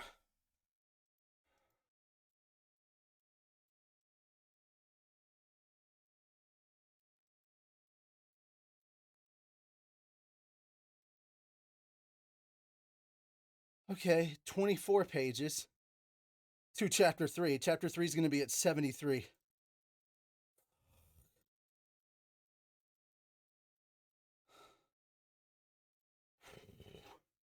I didn't know they were going to be this long. I was just like, oh, 12 chapters. Figure, 12 chapters. I could get this done in 3 weeks if I just read 4 chapters at a time. It's just going to be past 7. Started 5:50. Of course, I did get started late. I ended up 45 minutes late because I was about 15 minutes late, started the episode, and it turns out I forgot to update Twitch. So I had to restart the episode. And I got started reading kind of late.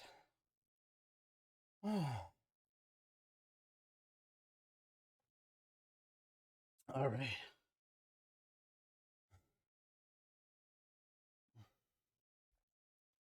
One second.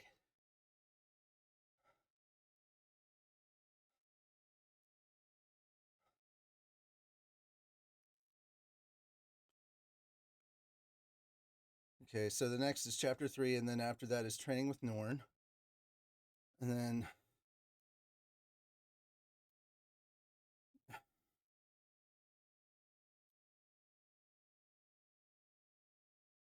let's talk about Aisha for a moment. That's going to be on page 97. Okay, that's not nearly as bad. Where's 90? 119 is where we're going to stop. We're going to go through it, baby. Going through it. So, do 119. So basically, it is kind of like reading 6 chapters worth of shit.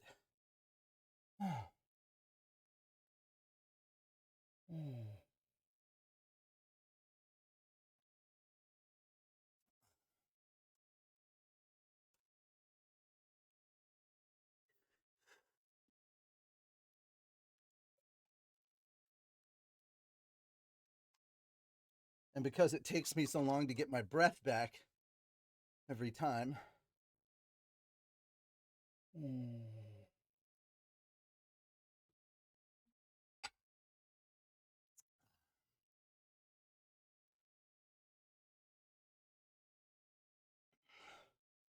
Standard chapter length of light novels? I don't know what a standard length for just general light novels is, but for Mushoku Tensei, it has typically been somewhere around 11 to 20 pages. Never usually 40. All right. Here we go. Chapter 2, Year 3. The first day of my 3rd year in university had arrived. When I woke up and came down into the living room, I found Sylvie already there breastfeeding Lucy.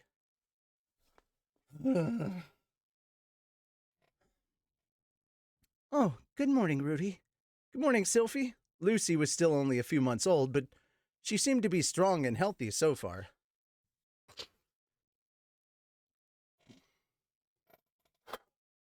Sylvie was doing well, too. The only difference was I felt like she'd grown more feminine somehow. Maybe it was the way she'd let her hair grow out. Or the whole new mother aura? Or just the fact that she'd gotten a little older? There we go. Whatever the case might be, she was blossoming into a Hollywood-style beauty. She could sit silently on the sofa doing nothing in particular, and I still felt like she was posing for a portrait. Sometimes I would even hesitate to speak to her, I was so awestruck. Still, when I did get her attention, she was the same Sylvie I knew and loved, eager for attention and affection. That was always reassuring. Lucy's full of energy again today, she said, smiling up at me. I looked down at our baby, who is currently sucking furiously away at my wife's breast. She was going at it just as vigorously as I did in bed, like father, like daughter. Lucy was a healthy baby, but she was a little bit on the quiet side. She didn't cry much at all. For a while, I was anxious that she might be sick or have some sort of physical problem. Whenever I raised the subject, though, Sylvie just smiled and called me a worrywart. I didn't remember being so jumpy back. Okay, there we go. When my siblings were born, but I guess it's different when the baby is your own child.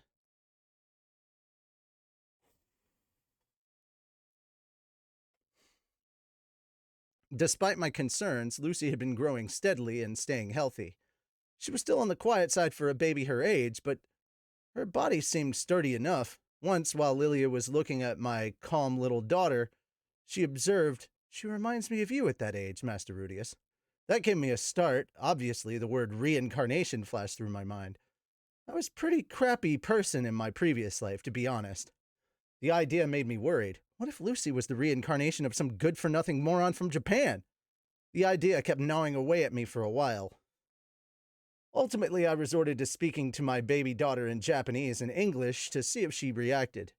Anyone who happened to walk by would have seen me muttering to my newborn child things like, "You figured it out by now, right? This is a parallel universe." And, "You are my sunshine, I am a pen." Oh. Yep. Typical Japanese student not understanding the English language. Gotcha.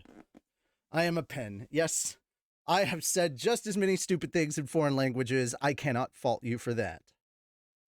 I'm sure it must have been a comical sight. I remember Aisha snickering at me from the shadows. My methods weren't exactly the best, but I came away thinking that my daughter probably wasn't anyone's reincarnation. When I talked to her, all she'd do was smile and babble incoherently. It was possible she was just hiding her true nature, of course, but I don't know how many grown-ups could keep up a perfect imitation of a baby for this long. And even if that was the case, it was kind of cute in its own way to imagine somebody desperately pretending to be an infant.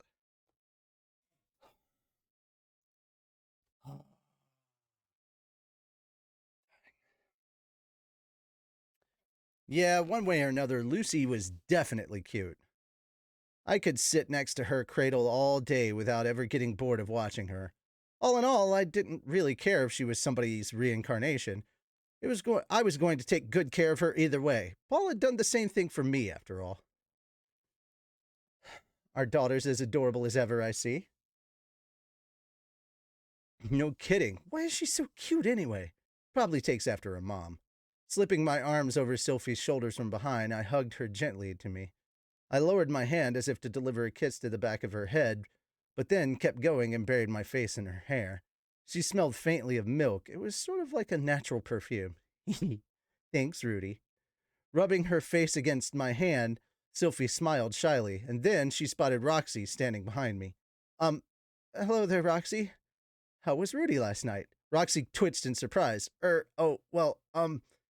was very attentive. Really? I know he can get pretty rough at times. He didn't scare you or anything. No, not really. It was the second time after all, and he was gentle with, Sorry, maybe I shouldn't be saying this. You don't have anything to apologize for. I don't? Nope. The two of them were a little awkward with each other, but at least there wasn't any hostility between them. You could tell they were trying to be respectful and considerate. That told me they wanted to make this work. A three-way relationship like this wasn't as simple as a monogamous one. It was probably going to take some effort on all our parts.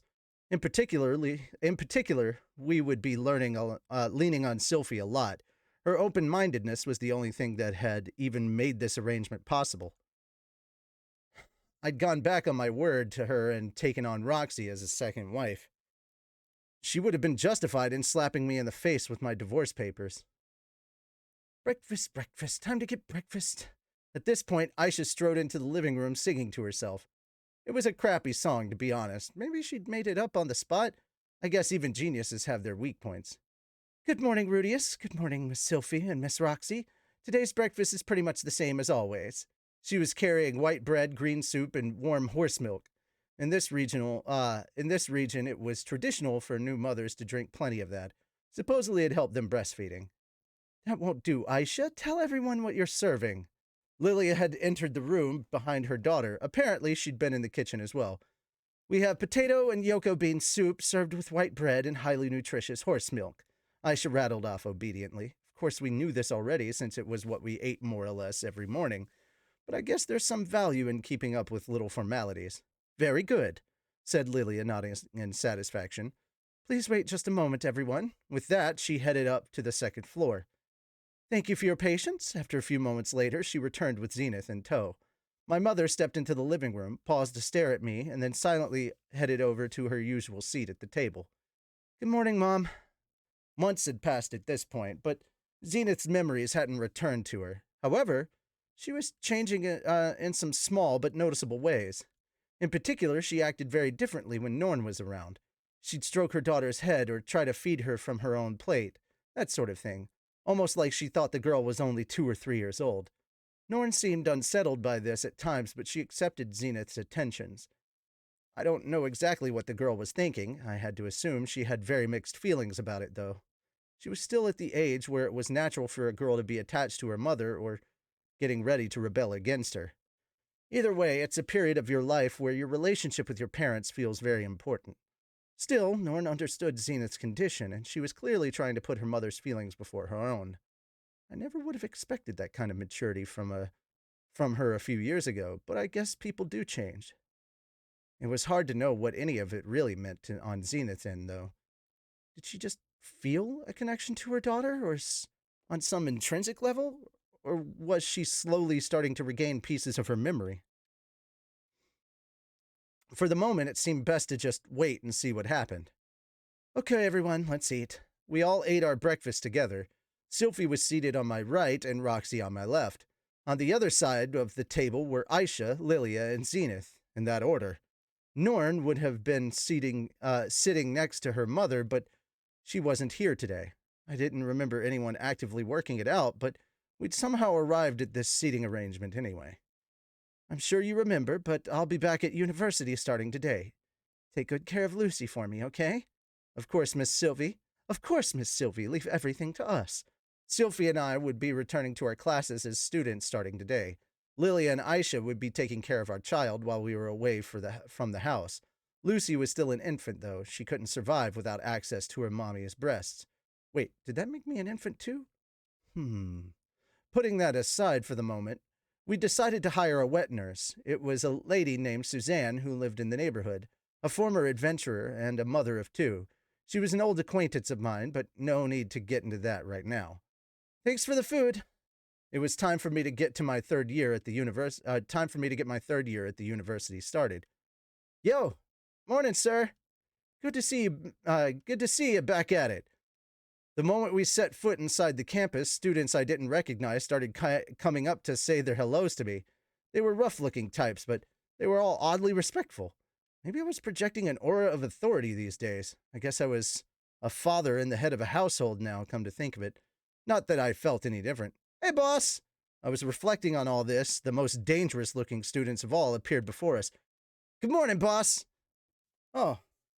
Morning to you too, Fitz and Miss Roxy. Oh, morning to you too, Fitz and Miss Roxy. It was Linnea and Priscilla, of course. These two were in the final year of as students now, but they hadn't changed much at all. Linnea was still strutting around arrogantly, and Priscilla was gnawing on something that looked like ham even as she spoke to us. Are you a lucky guy, boss? Strutting into school with a girl on either side. Would you get off dumping us and then picking up a second wife anyway? Fucking unfair is what it is. We're graduating this year, you know. Guess we gotta grab ourselves someone, too. Yeah, it all comes down to this. Gotta get us a man before we head home. They seemed genuinely worked up. It felt they were envious of me. Not my wives, mind you, but me. Deep down, the two of them clearly wanted to be leading a pack of their own. It was that Decepticon mindset at work again. Good luck, you two, offered Sylphie with a pleasant smile. It was the teasing response of a woman who had some confidence in her own position. I was a little surprised, honestly. Then again, Sylphie had known these two for longer than me. I guess it made sense that she'd be comfortable dealing with them. Roxy, on the other hand, seemed to have taken their words at face value. She dipped her head to them with an apologetic expression. I'm sorry about this. I suppose I cut my place in line, didn't I? Yeah? Huh? Linny and Priscilla were naturally taken aback by this. Nah, that's okay. We didn't really mean it that way, you know? Yeah, we're just mad at our lack of fucking sex appeal. We're not dissing you, Miss Roxy. All of a sudden, the two of them were apologizing frantically to Roxy. She was more than worthy of her deference, of such deference, of course, but it was still almost creepy how desperate they were. I'd sort of been expecting these two to say something like, "We're way sexier than that little shrimp, Mew," or "You fucking married a demon?" To be honest, not that I would have tolerated such disrespect. After their apologies were over, the two of them sympathetically patted Sylphie on the shoulders. "This must be tough for you too, right? Hang in there, Fitz. Won't be easy keeping up with her, but I know you can do it." Sylphie blinked, looking a little nonplussed. "Huh? Better get your second going ASAP. Yeah, gotta maintain that lead." "What?" Sylphie paused for a moment to think, then muttered, "Oh," her face taking on a slightly awkward expression. Rudy's still showing me plenty of love, you know?" Lilia and Persenna reacted to this by sniffling loudly in exaggerated sympathy. "Aw, the poor sweet kid. I'm tearing up here. Come on, Fitz. A quiet type like you is obviously gonna fade into the background once Boss picks up number 3 and 4, right? This is so sad." Wow, listen to these jerks go. I wasn't planning on adding any more wives to my family, as it happened. And even if I did, I wasn't going to start neglecting Sylphie for any reason. She'd put her body on the line to help me out. I was never going to forget that.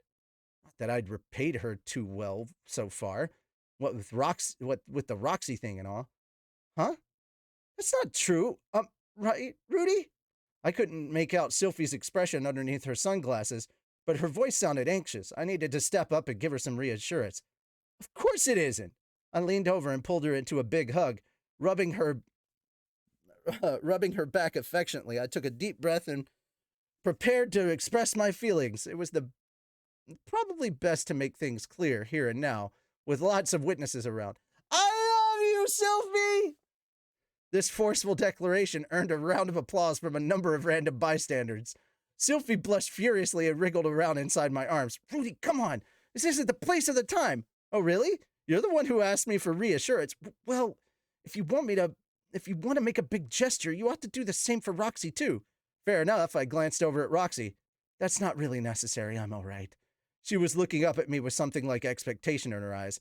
Without any further hesitation, I embraced Roxy with my left hand, keeping Sylphie pressed against me with my right. Ah, what bliss. I had a wife on both sides. "I love you both!" This time I got a chorus of boos from some of the onlooking students. They were probably members of the Millis Church or something. Whatever, your laws don't apply to me. I am the law. In any case, all the public attention was getting to be a bit much for Sylphie. Her face was as red as a tomato. Good grief, I'm going to meet up with Princess Ariel now, all right? Sure, see you at lunchtime, Sylphie. It's Fitz when we're in the university, remember? Oh, right, that whole bit had slipped my mind entirely. I hadn't attended classes here in nearly a year, so I guess I'd just forgotten. To be honest, though, it didn't feel like there was that much of a point in her continuing the charade. She was just too pretty these days to be convincing as a boy. Well, whatever. She was cute either way, and it was her call how she wanted to present herself. "I suppose I'll be heading to the faculty offices myself then," said Roxy after we watched Sylphie trot away. "Right. Good luck on your first day, Roxy. Oh, that reminds me.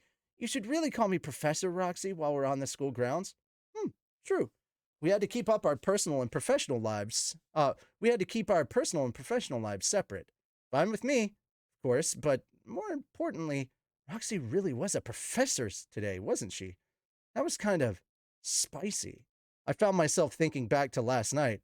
I wonder how late they let you borrow the keys for the PE storage shed. At this point, I abruptly remembered something that felt important. Professor Roxy?" "Yes, Rudius?" said Roxy, looking up at me with a calm, professional smile. "This is the first day of the new term, right? Doesn't the faculty have an early meeting or anything?" Gah! All color drained from her face. That probably wasn't a good sign. "Sorry, but I need to go. No, excuse me!"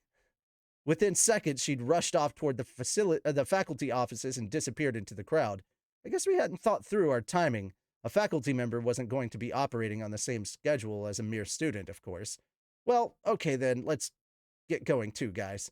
"Yeah, we're with you, boss." For my part, I headed off to the special classroom with my loyal underlings in tow. We had a mandatory homeroom today. Both my wives had disappeared for the day, but somehow I still had two cute girls at my sides. Maybe my popularity had come at last. My popular days, sorry. Maybe my popular days had come at last. Not that I was going to lay a hand on Lilia or Priscilla or anything. It's tough being a man sometimes. Oh yeah, that reminds me. There's a rumor going around about you, boss. Linnea turned to face me, her ears pricked straight up. I could see the curiosity sparkling in her eyes. Really? Yep. They're saying you fought a really epic battle. So epic you lost your left hand.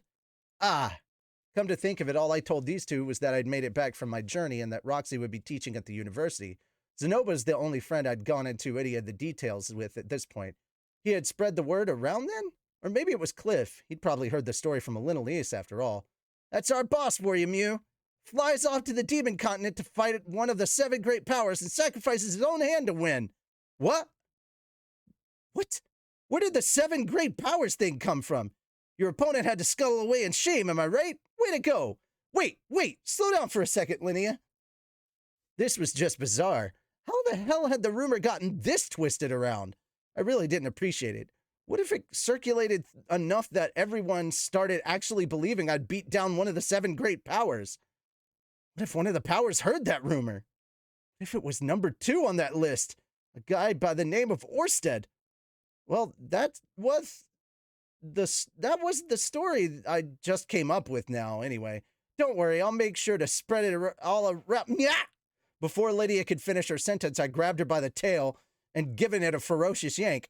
She lashed out at me with her claws extended, but I evaded her swipes using my demon eye. After a few failed attempts, she pressed her hands against her butt and glared up at me with tears in her eyes. What was that for? Don't yank on a lady's tail! I glared right back at her. Don't spread any exaggerated rumors around. You got that? I'll pull that thing right off you. Huh? Got it. I'm sorry. These two had a history of rumor mongering. They spread word of my problems in bed all around campus, which I could forgive them for since it was true at the time, after all, but this was a different case entirely. It could cause me real problems. I might even end up dead. That was the kind of rumor you needed to nip in the bud. At this point, Priscilla butted into the conversation. We heard about what happened from Zenoba. You fought a Hydra that was immune to magic, right? He was saying he should have been there. Thought he could have helped you, kept you from getting hurt. That's right, Mew. But we were just impressed you managed to even beat that thing. So I just figured we can make sure everyone knows how badass you are. Thanks, but no thanks. I'd definitely gotten a bit stronger over the years, but when it really mattered, I still came up painfully short. I didn't want people getting an inflated opinion of me. I didn't deserve it. But you know, boss, even if we don't say nothing, people are already making stuff up. Everyone can see you got an artificial hand now. She's right, Mew. It won't make much of a difference if we throw our own story out there, too. I was apparently a semi-notorious figure around campus, so it was probably inevitable that people would speculate. Still, I wanted to keep the 7 great powers out of this. That was dangerous territory. I still had a very vivid memory of the day Orsted killed me. What other rumors have you heard going around? There's a whole bunch. Let me see. Linnea proceeded to rattle off a range of stories. Some people were saying I'd battled a spurred warrior to the death, others that I'd faced down a horde of 100 monsters alone. Still others claimed that I'd successfully cast a forbidden ancient spell but lost my hand in the process. None of them sounded particularly credible, so I had to assume they'd disappeared before too long. Come to think of it, the 7 great powers were probably used to having people invent nonsensical stories about them too. They were incredibly famous for their prowess in battle. Maybe they wouldn't pay any mind of some silly story bouncing around a university, even if they somehow caught wind of it. Well, all right, sorry about the tale. You human folk can't begin to understand how much that friggin' hurts, Mew. It's unforgivable to yank a lady's tail. Fine. I'll buy you some fish one of these days, okay? Hee, sweet! I should try complaining more often. Make mine meat instead. The 3 of us headed off down the hallway once again. Our homeroom was the same as ever. The other 5 sat in a loose group centered around my desk. Zenoba was playing with his figurines, his loyal assistant Judy at his side. Linnea was busy filing her claws. Priscilla was chomping on some meat, and Cliff was earnestly studying some thick book. There was also Ginger, who was standing quietly in the back of the room, although she wasn't really a student.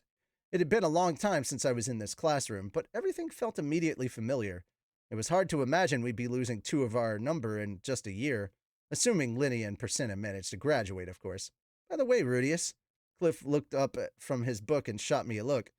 Is there a reason you didn't stop by to say hello to me along with the others? I could understand the grumpiness. I hadn't gotten around to going to seeing him.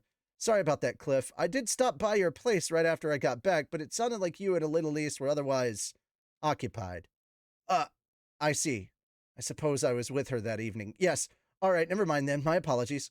Cliff backed down quickly enough, fortunately, but even so, I was starting to get the sense that people in this spectrum of society were really particular about these sorts of formalities. Ariel had been disgruntled about the way I left without a word, too. Back when I was an adventurer, everyone was a lot more casual about this stuff. However, your firstborn child's been born, yes? You could have gotten in touch about that at least. I'm still in training, but I could have offered her the blessing at least. Yeah, I guess. Ah, right, you don't belong to the Millis Church, so I suppose that's not necessary. Still, it almost feels like you've been avoiding me. I'm sure you're busy with your child, but couldn't you have found the time to drop by my laboratory at least once? He had a point. Maybe I had been avoiding him. There was a reason for that, though. A reason named Roxy. I had 2 wives now, and Cliff was a devout member of the Millis Church. He probably wasn't going to react too favorably of the news. Is there some reason you didn't want to see me, maybe? If so, I'd like to hear it from you personally, if you don't mind. He was being weirdly tenacious about this today. I got the feeling a little niece had already filled him in. Knowing her, she'd probably worked him over a little, too. I could see her saying something like, I know you're passionate about your faith, Cliff, but if you're forgiving him for his trespasses, you'll show everyone just how tolerant and kind you are. Of course, I didn't need Cliff's forgiveness or permission to marry Roxy, but that didn't mean I wanted to ruin our friendship either. I was probably better off playing along here. I could confess the truth, let Cliff forgive me, and then compliment his open-mindedness at length. He'd get his ego stroked, and we'd put the matter behind us. It was a win-win, really. Okay, then, I guess I'll dance on your strings a little. Actually, Cliff, pardon me. Before I could finish my sentence, though, someone had opened the door to our classroom. 2 people stepped inside. One of them was the professor in charge of our class, who usually ran our homerooms. The other was an adorable young lady in a robe with sleepy eyes and a serious expression, who looked slightly nervous. The sort of girl who obviously did her very best at all times. You couldn't help wanting to hug. By which, I mean, it was Roxy. Hello, everyone. I'd like to introduce you to the assistant professor who will be helping me with the special class. Nice to meet you, said Roxy, talking a step before. No, it's taking, but it's spelled talking. Okay, said Roxy, taking a step forward and bowing her head slightly. I'm Roxy M. Greyrat. Zenobia and the others just stared in surprise, but our professor forged right ahead. Professor Roxy may look young, but that's simply a trait of her particular people. She's actually over 50 years old. It seems she already has personal connections to some of you, so we decided to place her here. For the moment, she'll be acting as my assistant, but we intend to have her take over the class entirely as of the next year. You? What's going to happen to you, Professor Sampson? The professor nodded at this question. Apparently his name was Samson? That was news to me. It was almost impressive that a non-entity, it was almost impressive what a non-entity he was. I'll be heading back to my homeland next year. I no longer have a relative to look after in this class, after all. Oh yeah, where did Rin go after she graduated anyway?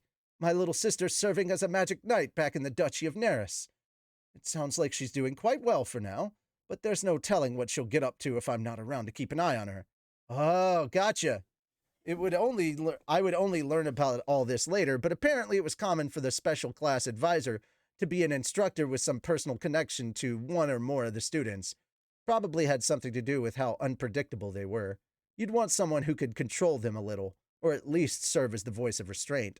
Professor Sampson, who'd been in charge of us up until now, was the brother of a student who'd graduated the year before Cliff enrolled here. She was part of the Dussel family of Neris, one of the 3 magic nations, and supposedly had a remarkable talent for magic. In any case, Roxy had personal connections to both me and Zenobia. She was essentially the perfect choice for the job. Stepping forward again, Roxy looked around the room and then began to speak. I know I've already been introduced to some of you, but once again, my name is Roxy M. Greyrat. I'm the second wife of Rudius Greyrat over there.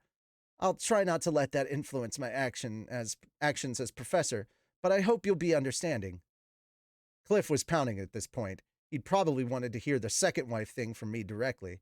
That way he could have accepted the situation gracefully and earned my gratitude. But now his plans were ruined. Cliff? Hmm? A second wife, is it? Is the word faithful not part of your vocabulary, Rudius? When I spoke to him, he immediately jumped into lecture mode. I know. I admit I proved myself lacking in the loyalty department. I blessed your marriage to Sylvie because you told me you'd love her, and only her. You do remember that, don't you? Of course, and I'm grateful to you. I suppose I knew from the start that you don't share my faith. I won't press the point any further. For what it's worth, you have my congratulations. I hope you're happy together. Thanks, Cliff. Cliff snorted at that. You know, I've run into your sister Norn in the city several times. She told me that she hoped you have a happy marriage, to have a happy marriage like yours someday. Did she say anything to you when you brought your second wife home, I wonder? She was very upset with me. I would expect so. She'd been praying at church nearly every day for your safe return and your father's. Ordinarily, your homecoming should have been a joyous occasion for her. But in the end, she did forgive me. Well, of course she did. She must be afraid you'd kick her out of your house if she fought you too stubbornly. I wouldn't do that to her no matter what. Of course I know you wouldn't, but put yourself in the shoes of the more vulnerable party here.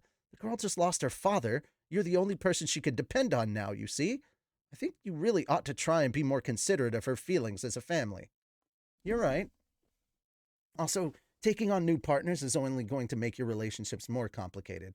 Women aren't objects to be collected, you know. Man, he was hitting me where it hurt here. I felt like I was getting grilled by a stern old priest or something. The man could be intense when he wanted to. Right. Cliff? What is it, Rudius? Still, there had been one part of this story that was brand new to me, and I owed him some gratitude. You were keeping an eye on Norn while I was away, weren't you? Thanks. I appreciate that. I noticed her in church one day, so we started talking a little, that's all. Oh, and on that note, you shouldn't be letting a girl that young wander around town so freely. This area is safe enough, but I've heard of kidnappers lurking in the back alleys. You're right. I'll be more careful. Very well, then. It seems you're appropriately repentant, so I suppose I'll forgive you for your mistakes. St. Millis taught us to be lenient, after all. Appreciate it, Cliff. Jesus. Well, I'd been forgiven. Maybe this had been a confession rather than a conversation. Still, the man had a lot of good points. I was definitely feeling bad about how I'd treated Norn now. I'd have to be twice as kind to her from now on. Seems like we're done with our personal discussions, yes? Let's proceed to the notices from the university, then. With Cliff's lecture at an end, Professor Sampson delicately got homeroom underway. Roxy had been standing at his side the whole time, looking supremely uncomfortable. I blew her a kiss, which earned me a small laugh followed by a scowl of disapproval. For the next little while, my life proceeded along the old familiar lines. I checked in on Zenoba and Cliff regularly, dropped in to help Nanahoshi with her research, and used my free hours to work on my book or study the magic-absorbing stones I'd brought back from my last trip. As always, I had a lot to occupy my time with. I was kind of nostalgic for the days when I could devote an entire day to a single task, or maybe two. One thing that did change was the way I used my time immediately after classes ended. Previously, I'd been helping Norn with her studies, but now I was training her to use a sword instead. I was a little worried this change might have a negative effect on her academic results, but she'd promised me she'd work hard to stay on track, so I was willing to give her a chance. It felt best to let her pursue the things she was passionate about while she was most motivated. For the moment, I'm not going to get too deeply into any of that. Once I was ready to leave campus, I'd find both Sylphie and Roxy, and we'd head home together. When Sylphie had a night shift, it was just me and Roxy, and when Roxy had a faculty meeting in the evening, it was sometimes just me. Now and then, Norn would come along too. On one particular evening, I found myself heading back with only Sylphie. We held hands as we strolled along and talked, mainly about recent events on the University of Magic. Apparently, the student council was going to be taking on a new member or two this term. You should really join too, Rudy. Don't think I have the spare time, sorry. It wasn't much of a conversation, but we were enjoying each other's company. Not too blatantly, of course. We were in public. We're home. The moment I stepped inside, Aisha jumped forward and threw her arms around me. Welcome back, Rudius. Would you like dinner? Or a bath? Or maybe Me? Where did she learn that line? What a cliche. Oh, wait. Had I taught it to her? No, I remember teaching it to Sylphie, but not my own little sister. Declaring, "You!" I proceeded to mercilessly tickle Aisha's armpits until she fled, cackling with laughter, and received a chop to the head from Lilia. After this little interlude, I headed straight for the bath. Aisha had included it in her list of options, but it wasn't ready and waiting for me or anything. They were still working on dinner, too. In other words, you was the only actual option available. Okay, he's an idiot. But I mean, we kind of already knew that. Ah. Oh well, whatever. Fortunately, Aisha always cleaned the bath for us during the day, so all I had to do was get the water running. It didn't take many baths. I didn't take many baths on my own these days. At some point, we'd started using it two at a time. It was almost an unspoken rule at this point. I'd never really heard of a custom like that before, but whatever. Today, Aisha followed me into the bath. The girl was already 11 years old, but she still seemed to lack any sense of shame. If she ever got into a conversation with a hormonal young boy, the poor kid would probably get the wrong idea within minutes. I keep telling you to cover up with a towel when you're coming into the bath, Aisha. Why? It's just polite. Okay. In this respect, at least, I was starting to wish Aisha could learn from her sister. Still, it was nice having a little sister. She liked to wriggle her way in between my legs and demand that I wash her back or rinse off her head, and it was always very cute. Good thing she was my sister and also just a scrawny little kid, or I might have ended up with another wife on my hands. If Sylphie or Roxy ever tried the same stunt, I was confident I'd lose my self control within seconds. Not that I'd really need to control myself in that situation. Anyway, I settled in to enjoy some pleasant family bonding time with my sister. The two of us washed each other off while Aisha told me about the events of the day. These were mostly trivial little things. Lucy had done something adorable, Zenith had helped out with the weeding, Lilia had dozed off next to a window, she'd planted something new in our garden, that sort of stuff. Oh, that reminded me. I'd entrusted that seed rice I got my hands on to Aisha and asked her to see if she could manage to grow it. She'd promised me to give it a shot once the weather got a little warmer. The kid was a genius, so I was feeling optimistic that I'd have my own private supply of rice before too long. I was really looking forward to it. By the time we got out of the bath, Roxy was just getting home, so we moved straight to dinner. Today we had freshwater fish stew, bread, beans, and potatoes, the same as always, more or less. After the meal, I watched intently as Lucy suckled furiously at Sylphie's breast. Considering how quiet our baby was, she sure had a big appetite. It was hard to imagine Sylphie's daughter growing up too chubby, but I'd have to make sure she got some exercise once she was big enough. For a while after dinner, we relaxed as a family. I taught Aisha a little magic, and Roxy headed up to her room to prepare for tomorrow's classes. Sylphie was busy attending to Lucy, but sometimes she made the time to practice her own magic a little. Dillo, our pet armadillo, wandered over to me, so I gave him some attention. Incidentally, Aisha was responsible for taking care of him.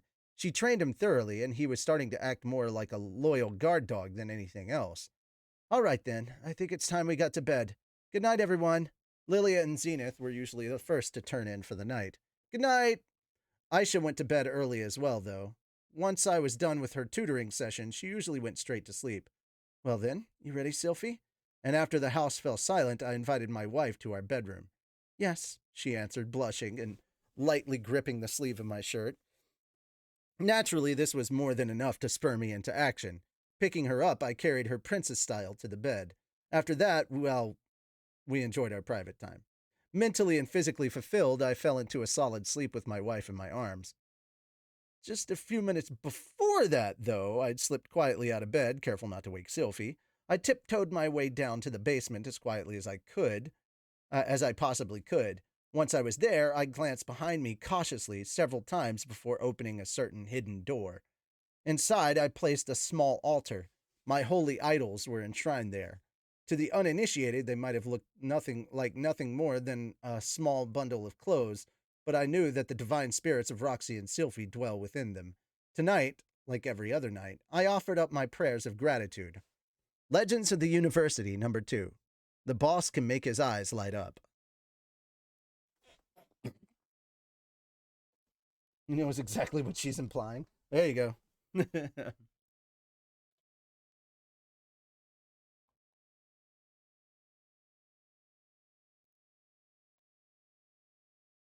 Alrighty.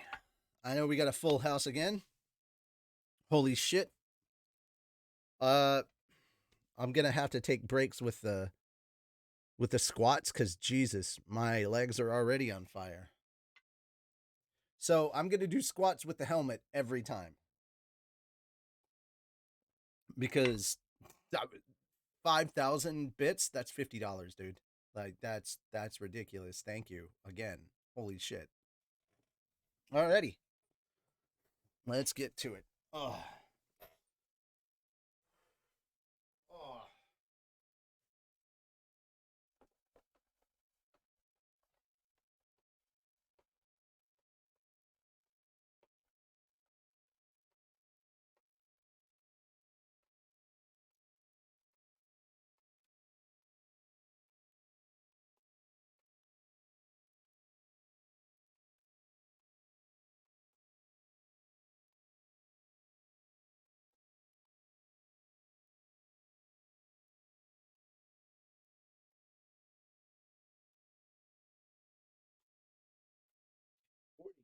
Woo.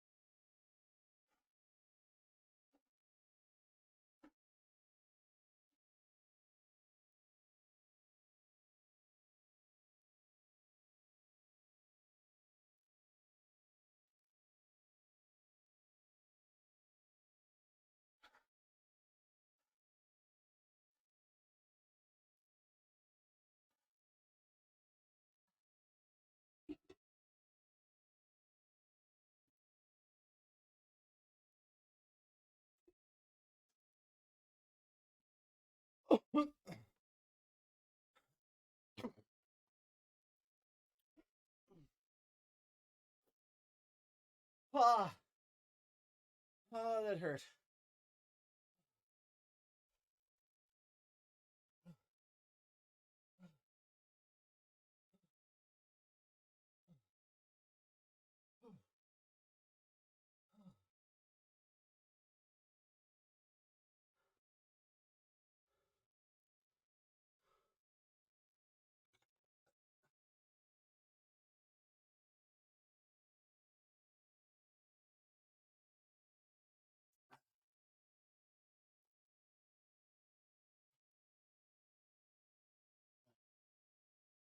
Heel touches.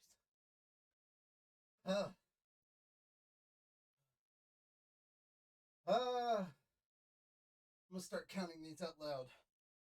1, 2, 3, 4, 5, 6, 7, 8, 9, 10, 11, 12, 13, 14, 15, 16, 17, 18, 19, 20, 21, 22, 23, 24, 25, 26, 27, 28, 29, 30, 31, 32, 33, 34, 35, 36, 37, 38, 39, 40. Ah.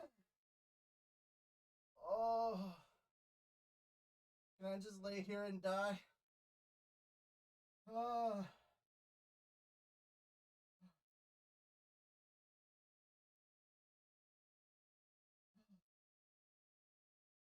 All right, crunches.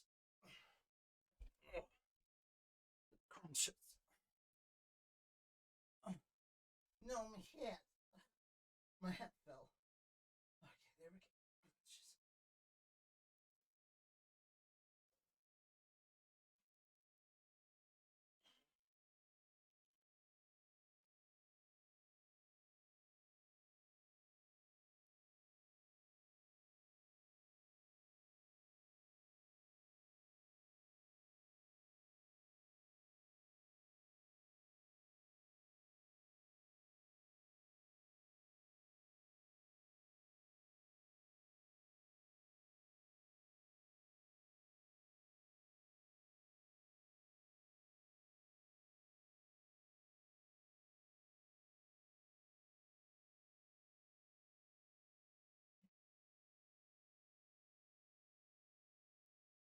That's 40.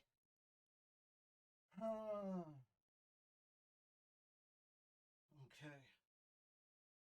40 seconds and 40 push ups.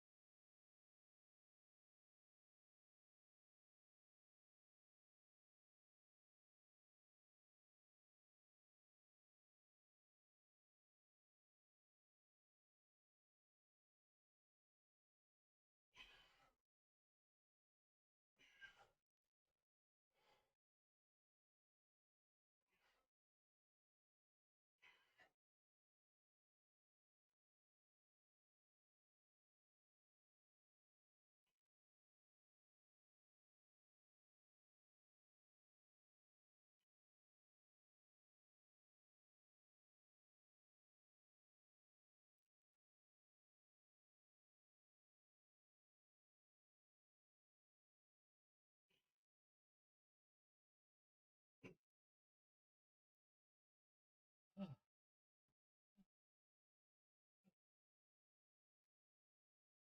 40 push ups done.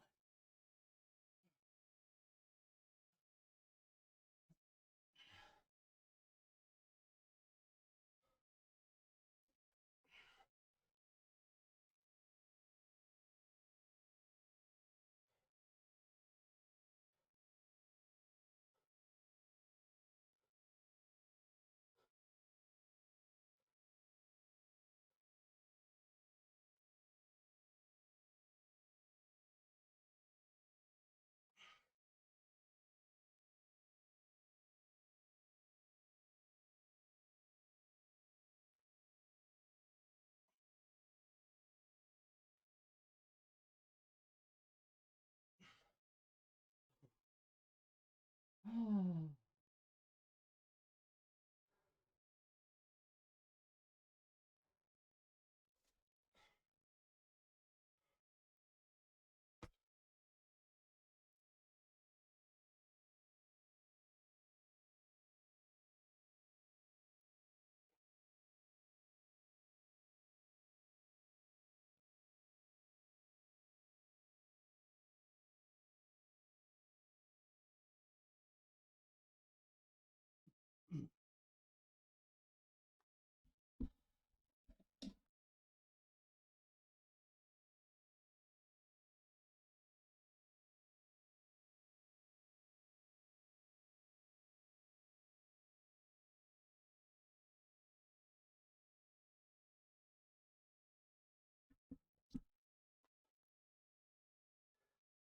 I gotta go to the bathroom real quick. I'll be right back. Not quite sure how to help you with that. I wasn't talking to you.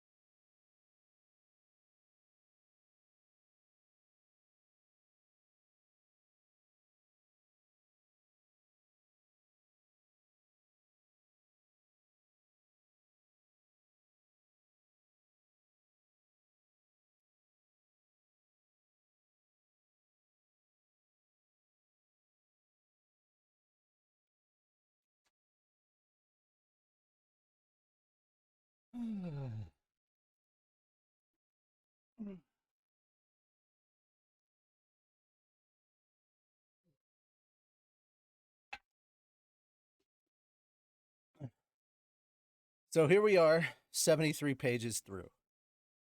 So there was barbecue sauce on my titties. I'm thinking, what the hell? Again? Okay.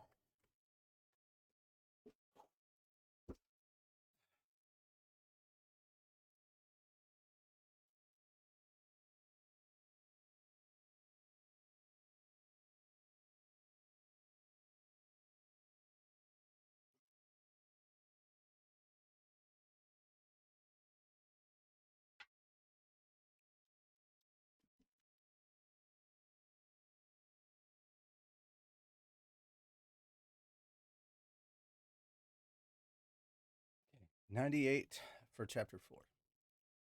And I'm on 73 right now. Whew.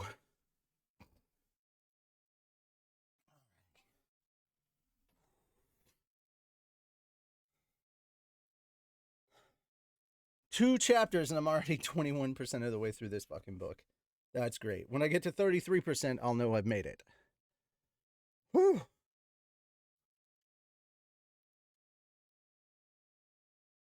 Okay. Getting to the next page brings me to 29. Getting to the end of the next chapter brings me to 35. That's what I'm talking about. Okay. So, we already have 10 crunches. Good Lord. Yeah, 2 more chapters of this. All right. Another month had passed. It was still cold out, but the snow was starting to melt, and you could actually see patches of ground here and there. One morning, I got out of bed as silently as possible, trying not to wake Sylphie. She liked to use my arm as a pillow, so it always took some finesse to extract myself. Heading over to a side room, I changed in my training wear and lined outfit that looked a bit like a sweatsuit. Sylphie had picked it out for me. It was a little light for winter weather, but when you were exercising, that felt just about right.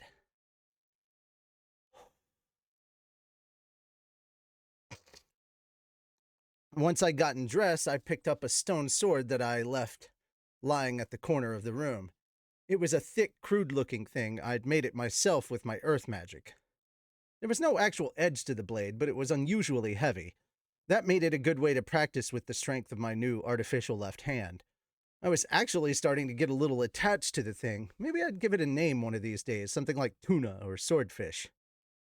Come to think of it, I hadn't eaten anything like sashimi since my arrival in this world. Did nobody here eat raw fish or what? Once I was ready, I gently patted my sleeping wife on the head, silently mouthing the words, "See you later." Hee hee. Her eyes still closed, Sylphie smiled happily and rubbed her head against my hand. I guess she was half awake. It was pretty adorable. Needless to say, glancing down, I noticed that the covers were a little tangled, leaving her underwear-clad bottom exposed. I gave that a gentle patting, too. You'd never think this girl was already a mother, but then again, Elise still had a good figure, too.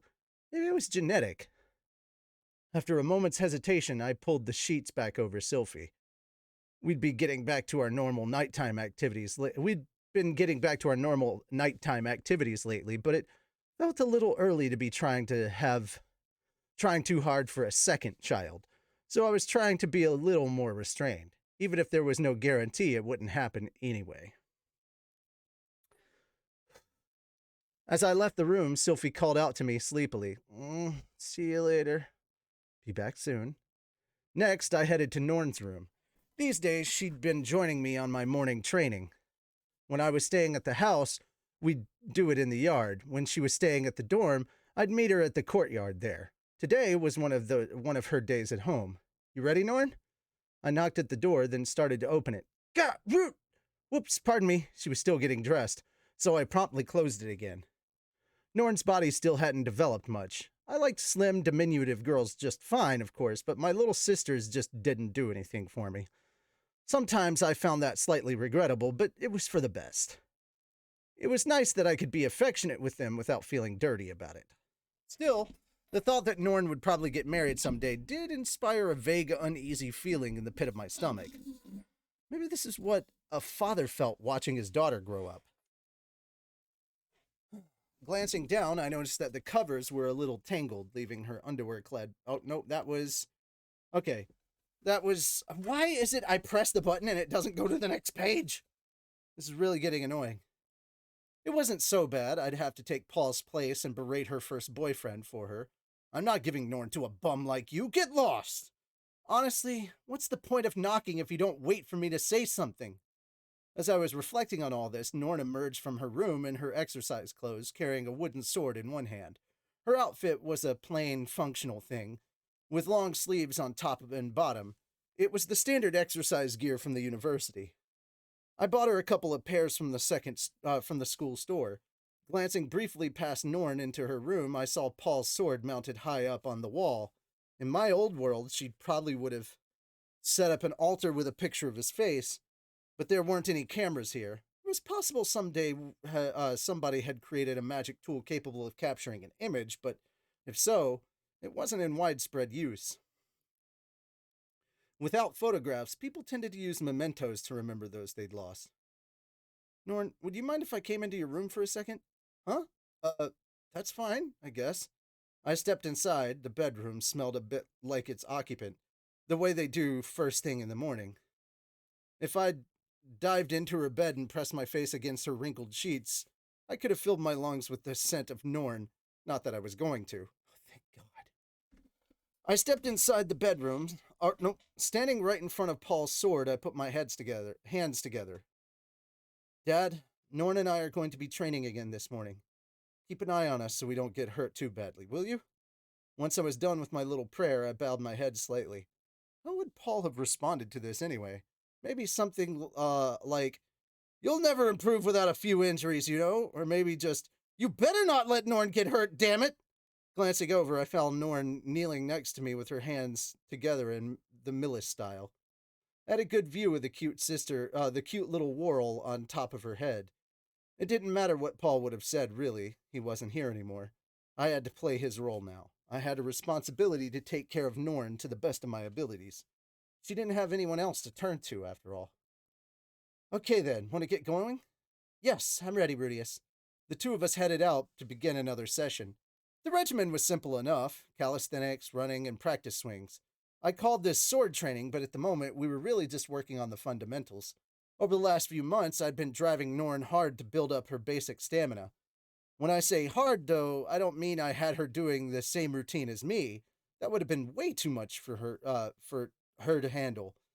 I'd started her off at 1/5 of my training regimen. Norn was only 11 years old, and she hadn't been too physically active prior to this, so there was only so much I could reasonably expect her to endure. While she did her practice swings in the yard, I finished up my own upper body exercises.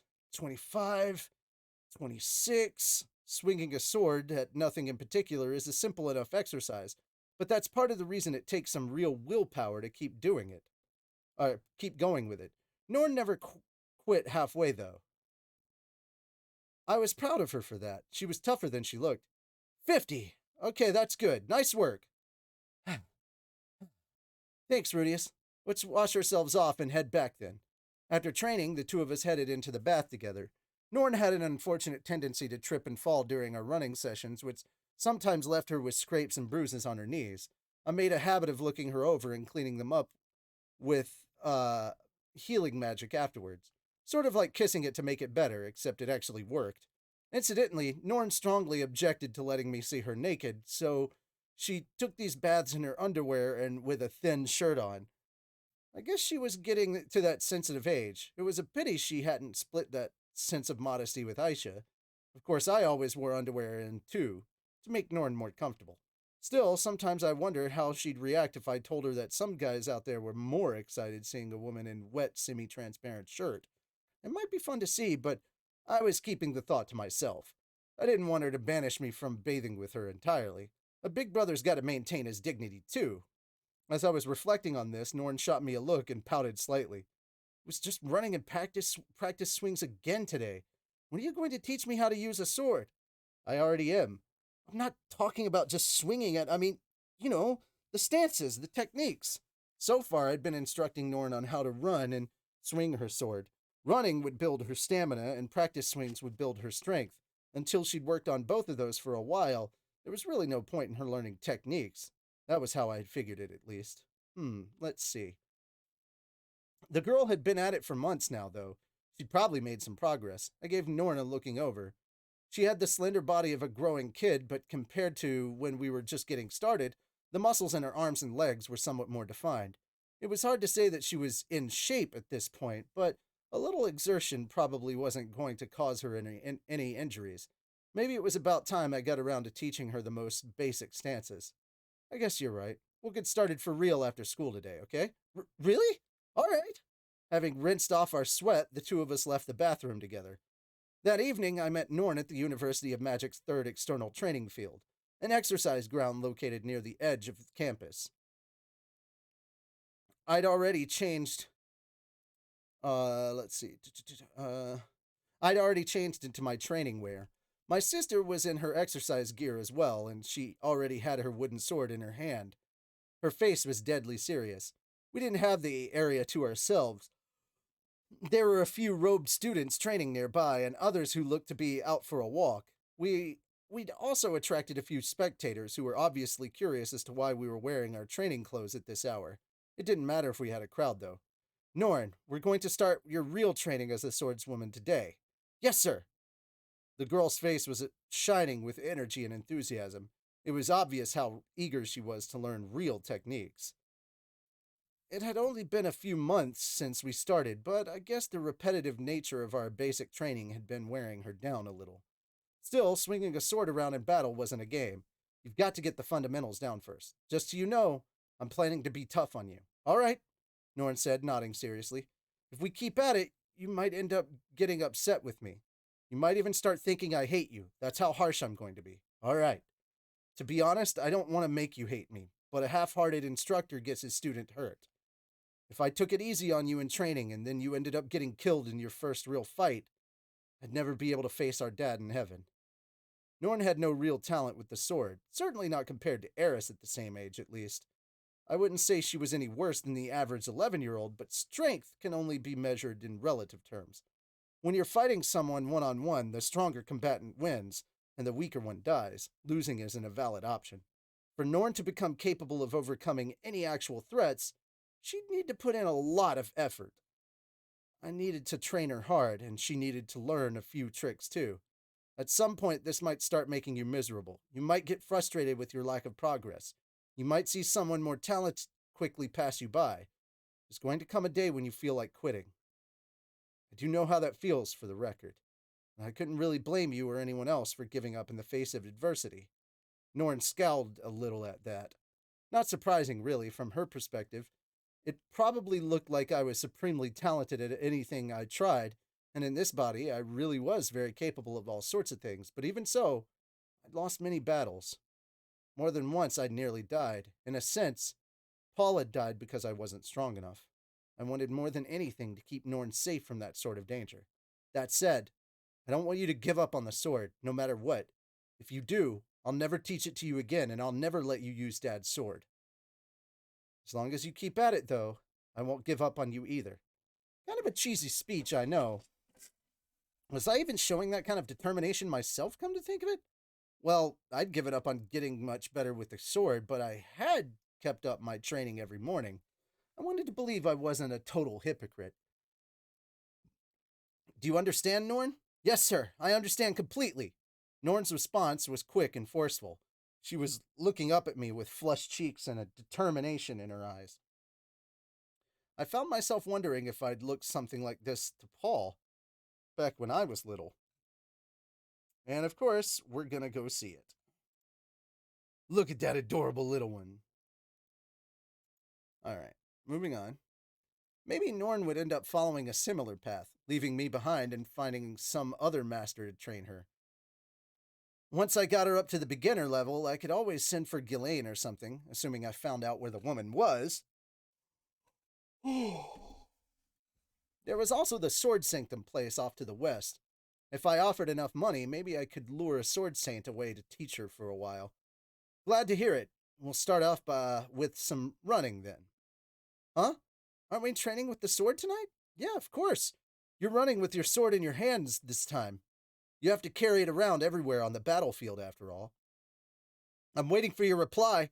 Sir, yes, sir! Today our regimen would consist of running, a review of the 3 basic forms, and a brief sparring session. My intention was to give her a very hard time. She needed to understand this could be painful and scary stuff. I don't think pain's an essential part of the learning process or anything, but I felt like it was best for her to realize up front how tough this could be. There was a chance I'd make her cry. There was a chance she'd hate my guts after tonight. But even so, I needed to turn my heart to stone. Swordplay wasn't the kind of thing you pursued as a fun hobby. That was a surefire way to end up dead the first time you faced an actual threat. All right, Norn, follow me. Yes, sir.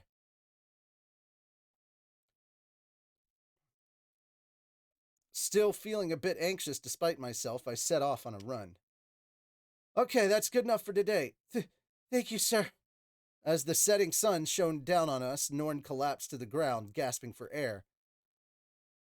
I want you to practice the 3 basic forms I taught you today when you have the time. In the morning, at lunchtime, whenever. Even when I'm not around. Yes, sir! For our first real training session, it had gone decently. Once our running was over, I launched directly into reviewing the basic forms, or movements. After that, I'd thrown her right into a sparring match against me, using wooden swords. I'd corrected her stance and foot movements as we went. It probably wasn't nearly as complex as the kind of training you'd get from a kendo instructor back in Japan, but this world didn't have many rules for its swordsmen either, to learn. Really, when you got down to it, learning how to fight with a sword is mostly about getting in a lot of practice. Paul had started smacking me around fairly early in our sessions, and Ghislaine had spent a great deal of time sparring with Eris, too. I felt like I had the right general idea.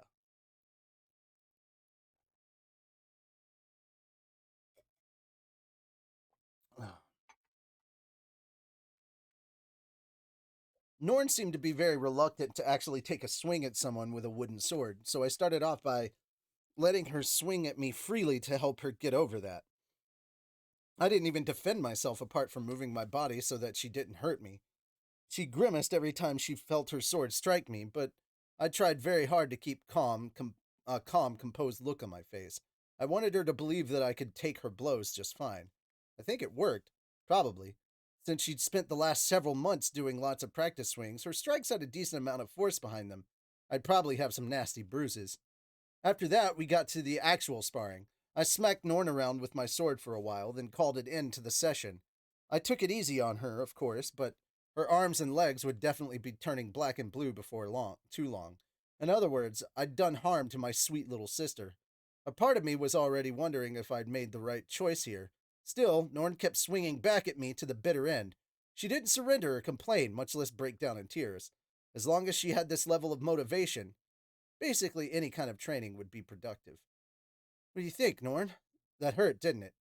Yes. Was it too much to take? Do you want to quit? No. I want to train tomorrow, too. All right. To be honest, I wasn't too confident in my own ability as a teacher, but if magic was comparable to an academic subject, swordsmanship was more like a sport. It wasn't really one correct answer. If you wanted to improve, you had to just keep at it. Come here, Norn. I'll heal you up. I was intending to sit Norn down on the ground and use my magic to ease her pain. If she had any bruises under her clothes, I'd have to ask Sylphie to do the honors later.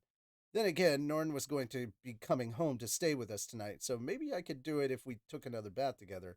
I approached my sister and took off her jacket to get a better look at her arms, but then I sensed that we were being watched. Turning around, I saw a group of male students staring at us, illuminated by the setting sun. How long have these guys been here?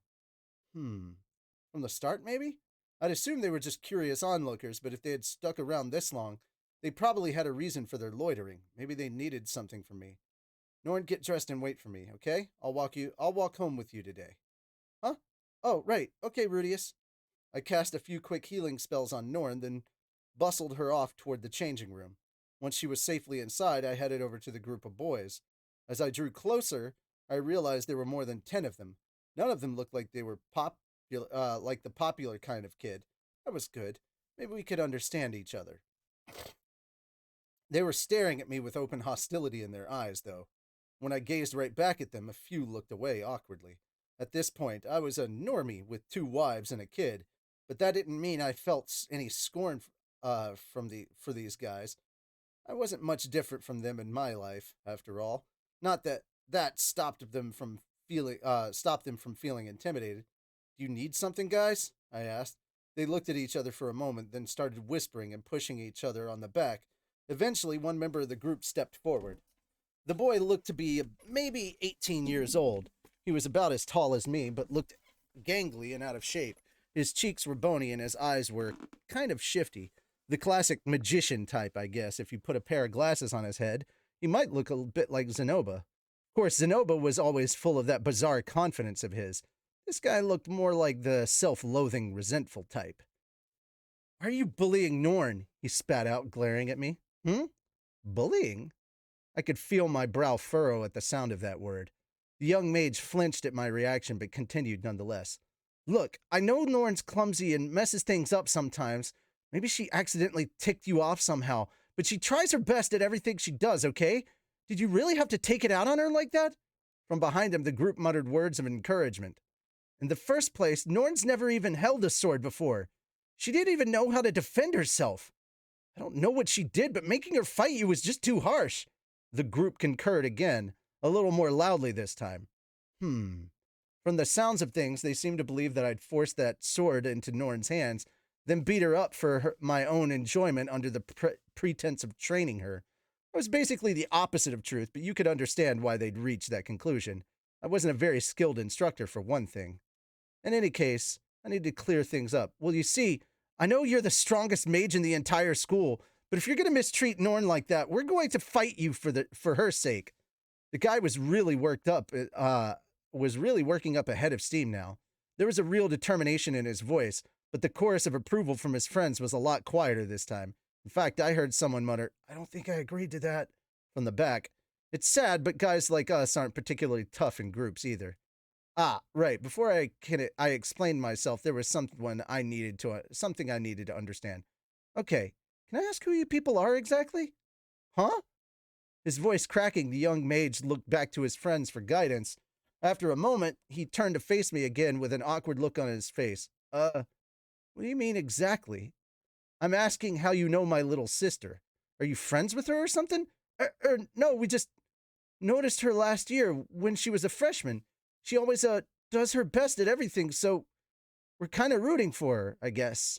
The guy was stammering now, but once he got these words out, his friends started chiming in. I noticed her on campus about 6 months ago. I'm in the same year as Norm. We had practical lessons together, and she kept messing up her fire spell over and over, but I saw her getting all teary-eyed while this instructor scolded her during magic training, and They spoke clumsily and never seemed to actually finish their sentences, but I got the general idea. These guys had seen Norn in her classes or training sessions. They'd seen her tearing up as she failed repeatedly, but kept struggling nonetheless, and it had warmed their hearts. At some point, they'd banded together to try and offer her a little subtle support from the sidelines. In other words, Norn had a fan club. Come to think of it, I felt like Sylphie had mentioned something about this to me at some point. It was understandable. Norn was adorable, after all. I could see where they were coming from. As Norn's brother, I wanted to encourage their efforts. I think I understand this situation now. Thanks for looking out for Norn, everyone. I'm Rudius Greyrat, her big brother. When I lowered my head in gratitude, a surprised murmur ran through the little crowd. These guys were on Norn's side. Some of them might be capable of taking things too far, but as a group, they seemed to have nothing but good intentions. It was only right for me to treat them with respect. That said, I did need to definitively clear up this misunderstanding. As for our training session just now, I know it looked like I was treating her harshly. However, learning the sword isn't a game. It could be a matter of life and death. I proceeded to go over the entire situation in detail. Firstly, I explained that the whole thing was Norn's idea. Secondly, I told them it was dangerous to learn swordplay unless you took it very seriously. And finally, I emphasized that Norn needed to work much harder at it than most people would. The fan club was a little taken aback at first, but after a while they seemed to understand where I was coming from. Still, I did hear someone mutter, "Did you really have to hit her that hard, though?" It was a fair question. I wasn't sure that my methods were correct either. All I wanted them to understand was that I wasn't picking on Norn maliciously. I continued my explanation at length, trying to convey my motivations. The faces of the fan club members slowly grew more serious as they listened, and by the end they were nodding reluctantly. These guys were still young, but the standards of this world, they were all adults. They were capable of understanding how deadly serious it was to go into actual battle. Rudius? Is something the matter? Just as we were reaching an understanding, Norn had returned. She was wearing something like a poncho over her standard school uniform. Oh, it's Norn! Hello, Norn! You look cute today, as always! Nice job out there, Norn! The instant my sister arrived, everyone in her fan club got remarkably creepy. Still, I could understand how they felt. She was adorable in that outfit. So adorable, I found myself picturing her carrying around a leaf umbrella. Oh, hello there, everyone. Thank you. Norn flinched in surprise at the sudden barrage of encouragement, then bowed her head respectively. I noticed she wasn't getting too close to them, though. I guess she was picking up on the weird vibes here, too. Rudius, I think I forgot something in my room. I'll go grab it now, so just wait for me at the school gates, okay? Just like that, Norn turned and rushed off toward the dorms. Before she got too far, though, she tripped and fell. Gah! Norn was a little slow getting up, and once she was back on her feet, she looked back at me for just a moment. Her eyes were glistening.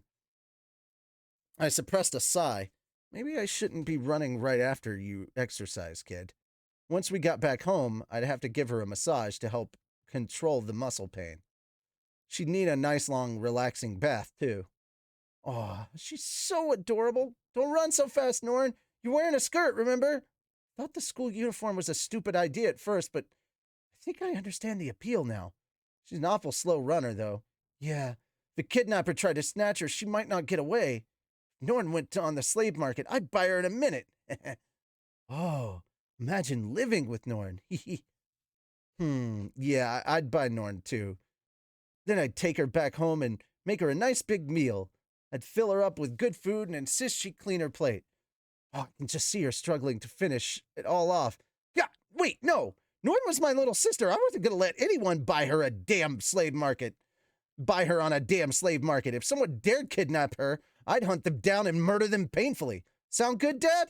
Don't get mad at me. Ahem. Gah! I cleared my throat loudly, prompting the members of the fan club to snap out of their disturbing fantasies. Guys, I need you to not talk about enslaving my sister. Thanks. Sorry. It's all right. I know she's adorable. You can have your little daydreams, at least. As long as you keep a safe distance from her. Oh, really? Everyone seemed to relax a little at that. Yeah, but if you lay so much as a finger on her, you're going to seriously regret it. Eek! It never hurt to be clear about these things. I didn't think anyone here was capable of getting up to real mischief, and groups like this tend to have a moderating effect on their members, but you never know what someone might do on impulse. The last thing I needed was one of them getting overheated and trying to snatch Norn off the street. On another note, what rules does your club agree to so far? Huh? Our club? Yeah, this is Norn's fan club, right? What's your policy on interacting with her? It was very important to have a clear set of guidelines. Generally, the fans agreed not to approach their idol directly, but I'd heard of some cases where people allowed themselves to ask for handshakes or autographs. The handshake thing was dicey territory, though. Sometimes guys would put weird stuff on their palms, like gum or sea urchins. I wanted to make sure that sort of thing was officially forbidden. Norn's... what? What's a fan club? Huh? To my surprise, though, the guys didn't seem to understand what I was talking about. It was almost like they'd never heard of these concepts before. How strange. Wait a second, guys. Who's the person in charge of this group? In charge? We don't really have anyone in charge. Seriously? I need you to explain in detail, please. Strangely enough, it turned out this group hadn't actually been formed by anyone in particular.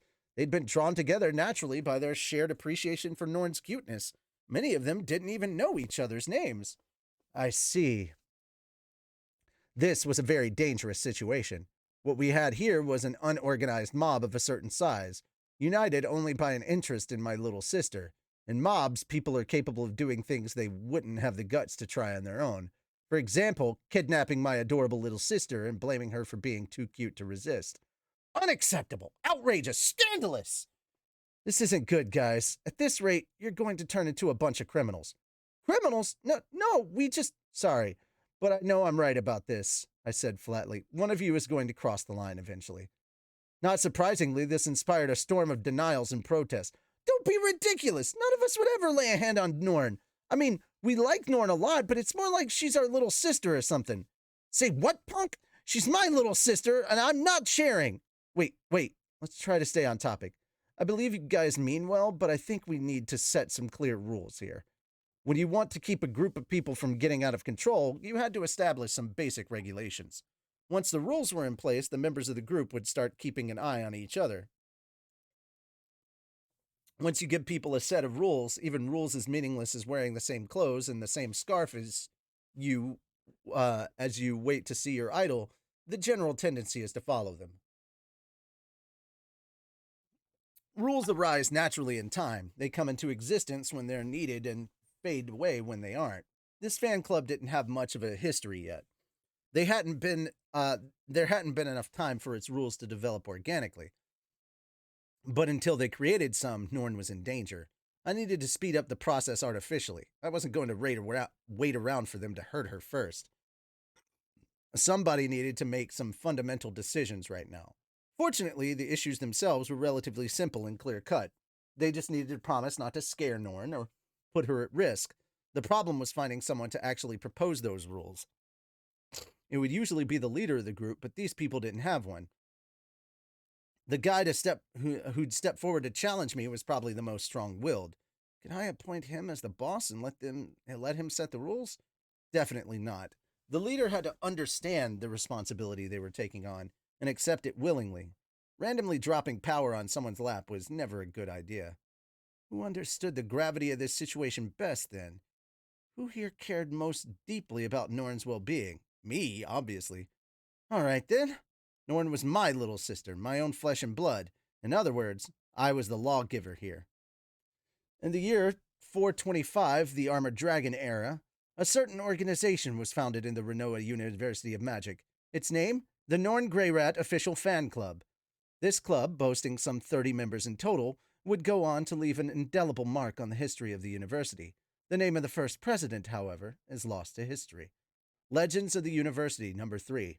The boss can summon 30 flunkies with a single word. Alrighty. That is chapter 3. Alright, where are we at in our tallies? 20 crunches, 10 push-ups, thank God. 10 squats, I'm okay with that. 20 jumping jacks, 10 heel touches, and 40 seconds planks. Okay. I can either keep going in chapter 4 and just finish this off. You know what? I'm just going to keep going with chapter 4, and when we get to the end with that, I will do the rest of the exercises since we're at a lot of 10s, and I'm okay with that. All right. That way they have a chance to all become 20s at the very least. We're not taking any more planks. So there we go. Chapter 4. Can I keep him? Let's talk about Aisha for a moment. The girl was doing well despite the tragedies that had befallen our family. She seemed as bright and energetic as ever. I never caught her gazing sadly out the windows like her mother sometimes did. She didn't bite her lip when she looked at Paul's sword the way Norn would. She did her housework cheerfully as if nothing had changed. During the day, she tended her flowers in the garden and in her room. At night, she threw herself into my magic lessons and cuddled up with me happily. It almost seemed like she was more energetic than before. She was probably the single least melancholied person in our entire house. Sometimes it almost felt like she wasn't mourning Paul at all. I couldn't help wondering if he hadn't meant that much to her. That said, Norn didn't remember much from our time in Buena Village, so it seemed possible that Aisha didn't have many memories of Paul or Zenith either. Just as Norn had spent many years on the road with Paul, Aisha had spent most of her childhood with Lilia. All things considered, it wasn't fair for me to expect her to act all gloomy. Maybe her joy at Lilia's safe return overweighed her sadness at Paul's death. If so, it was probably for the best. It wasn't like I wanted my sister moping around instead of enjoying life, after all. One day, I had nothing in particular to do. My classes weren't meeting that day, but unfortunately, Roxy and Sylphie both had to work. I was planning to look after Lucy and spend the day relaxing. I felt a little guilty about lazing around the place while both my wives were hard at work. But grown-ups need to get their rest in when they can, right? I'm not earning any money at the moment, though. Is that really okay? Considering I've got a baby and all. Well, getting my education in the best way to is the best way to earn more money later, right? Yeah, it's all good. After seeing off my wives, I checked in on Lucy. She was still sound asleep, so I wandered out into the garden for no particular reason. When we first moved in here, there was nothing out here but a barren, neglected patch of earth. But now, after only a few years, it had been transformed completely. First of all, we now had 3 big evergreen trees back there. One of them flowered in spring, the second in summer, and the third in autumn. Not that I'd seen them blooming for myself yet. When I'd asked Aisha where she'd got them, she explained that she'd placed a request from the Adventurers Guild and had them brought here from the nearest forest. Transporting full-grown trees sounded like a real hassle, so I asked her how much it had cost. She said Zenoba had helped out, so she only had to cover the cost of a few bodyguards. In one corner of the garden, there was a section of soil separated from the rest by brick dividers. This was where Aisha had planted the rice seeds I'd brought back with me. None of us knew how to make a proper rice paddy, so we were trying to grow the rice on dry soil. So far, the first crop seemed to be sprouting nicely. It was hard to say whether we'd get anything edible out of it in the end, though. Aisha was squatting down by that small field at the moment. To my surprise, Zenith was sitting next to her. "What are you two doing?" I called. "Oh, hi, Rudius," said Aisha, looking back at me. "We're weeding the rice." For a second, I thought she was joking, but then I walked over and realized it was true. Aisha was pulling weeds out from beneath the stalks of rice, and Zenith was quietly helping out as well. Now that I thought about it, I had some vague memories of Zenith pulling weeds back in Buena Village.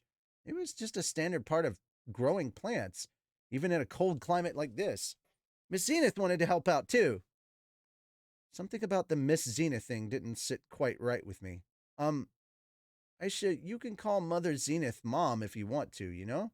Nah, Mother Lilia said I can't. She always says I have to call her Miss Zenith or Madam. Ah, so it was another of Lilia's commandments. She sure was strict about this stuff. Then again, I felt like Aisha didn't really think of Zenith as a mother anyway. For the record, Zenith had treated her just like one of her own children back when she was a baby, but Aisha obviously couldn't remember that. Well, whatever. It wasn't that big a deal either way. How long has Mother Zenith been helping you out like this? For a while now, actually. Mother Lilia tried to stop her at first, but she always comes over to help when I start messing around in the garden. She's better at it than I am. Zenith had put a lot of effort into maintaining our garden back in Buena Village, too. Maybe that had something to do with this. I wasn't going to discourage her either way. You never knew what might help her regain her memories. In any case, it was kind of nice seeing her and Aisha sitting side by side like this. They looked content as they looked content in each other's company. Ah, there it is.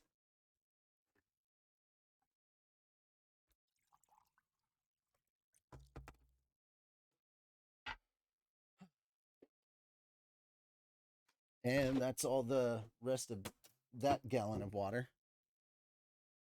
Uh, Even if they weren't blood related, I guess Zenith was still Aisha's mother. Oh, right, Rudius, you're off today, right? As I watched them working, Aisha turned back to look at me. Her cheek was smudged with mud. Yeah, I'll be home all day. Great, there's something I want to show you. Can you come by my room later? Sure thing, I said, bending down to wipe her face. Aisha smiled dopily as I cleaned her off. Zenith looked on from beside her, staring at us both intently. There's something I want to show you. Can you come by my room later? A very suggestive line. I'm sure you'll agree. Aisha was a very precocious kid. There was a possibility she'd lift up her skirt and try to show me her private parts or something. Well, maybe not on second thought. We already took baths together on a regular basis. She didn't have anything under there I wasn't already familiar with. Still, the kid was so shameless that I was starting to get a little worried about her future. Maybe I should be giving her some basic sex ed lessons at this point. Wait, didn't she say Lilia had gone over all that with her? Okay, but what if she taught her a bunch of nonsense? I should really step up to the plate here. Frowning slightly as I considered the proper course of action, I stepped inside Aisha's room. She told me to stop by later, but she hadn't specified a time. It shouldn't be a problem if I waited for her here, then. It's not like I just wanted to get a look around at a young girl's room or anything, although I was a little curious, maybe.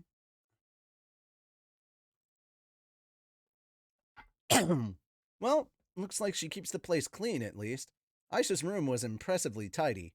Everything was put away in its proper place, and I couldn't see a single speck of dust anywhere. Her bed was neatly made, too.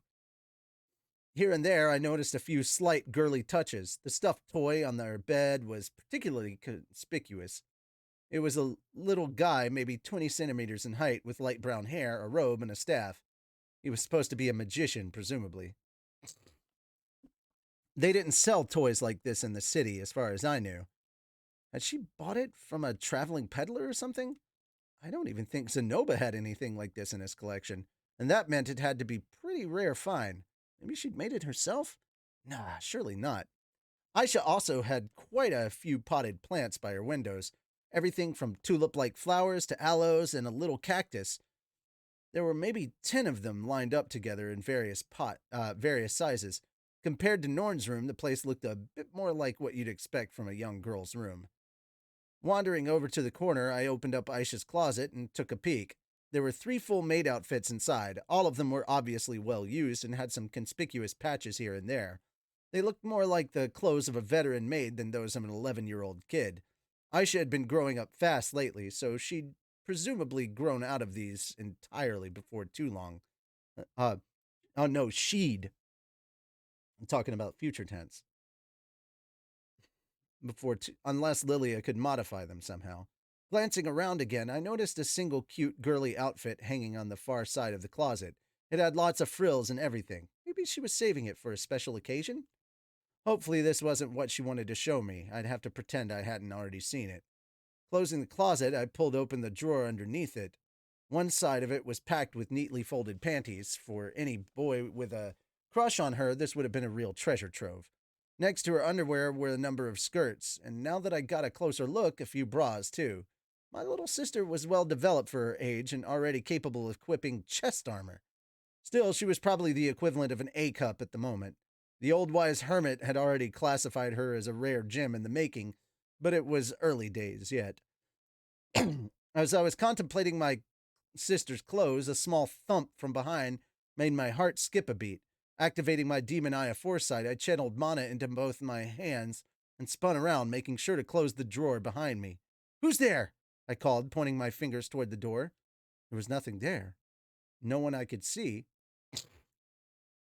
Aisha and Zenith would still be occupied with the garden at the moment, and Lilia would be busy making lunch. Was it our pet armadillo, then? No, he'd tagged along with Roxy when she headed to the university. He was probably taking a siesta in some stable over there. Matsukaze, the horse I'd bought before leaving for Begarit, was housed in a stable in the city. Sometimes I'd head over there to check up on him, but I doubted he could make it all the way over here on his own. That just left Lucy. And she wasn't even crawling yet. Was it someone totally unexpected then? A burglar? A pervert looking to steal an innocent young girl's first bra? Lowering myself cautiously into a crouch, I glanced all around the room. I wasn't seeing anyone, and there weren't any good hiding places either. Still, something felt odd. My sharply honed intuition was telling me I wasn't alone in here. Could it be an invisible enemy? Maybe someone with a magical implement that provided perfect camouflage? In that case, the effect would have to wear off sooner or later. I guess we'll just have to see who blinks first then, I muttered quietly. Hopefully it wasn't just the house creaking or anything. I'd feel like a real idiot. No, there's definitely something off. I can feel it. Look closer, Rudius. What's changed in here? What's out of place? The stuffed toy? No, that's not it. The door's still closed, the bed's still made, the ceiling spotless as always. That leaves the potted plants. Yeah. Are there more of them before? I don't think so, but I feel like I'm getting warmer here. As I stared at the plants, trying to find something out of the ordinary, the sun emerged from behind a cloud.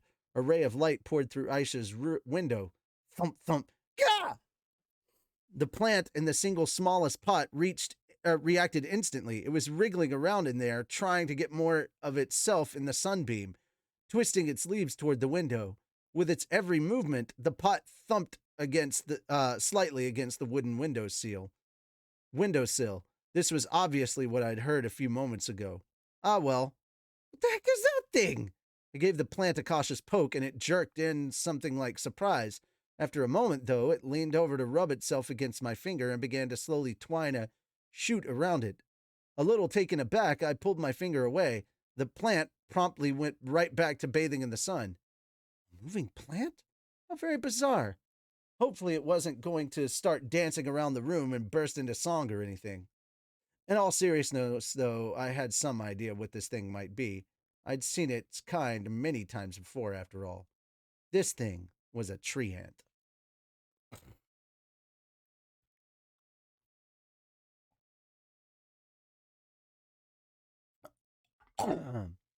The creatures known as tree ants could be found all over the world. They were one of the most common and well-known categories of monster. You might compare them to the slimes from Dragon Quest in that sense. Uh, I'd done a lot of traveling for my age, which, with journeys across the Demon Continent, the Millis Continent, the Central Continent, and the Begarit Continent.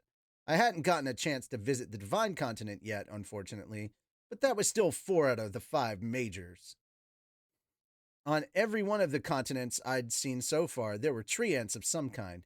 You'd find them in basically any forest, and they weren't uncommon in the plains and deserts either. Most of them were largely made of wood, but not all of them looked like walking trees.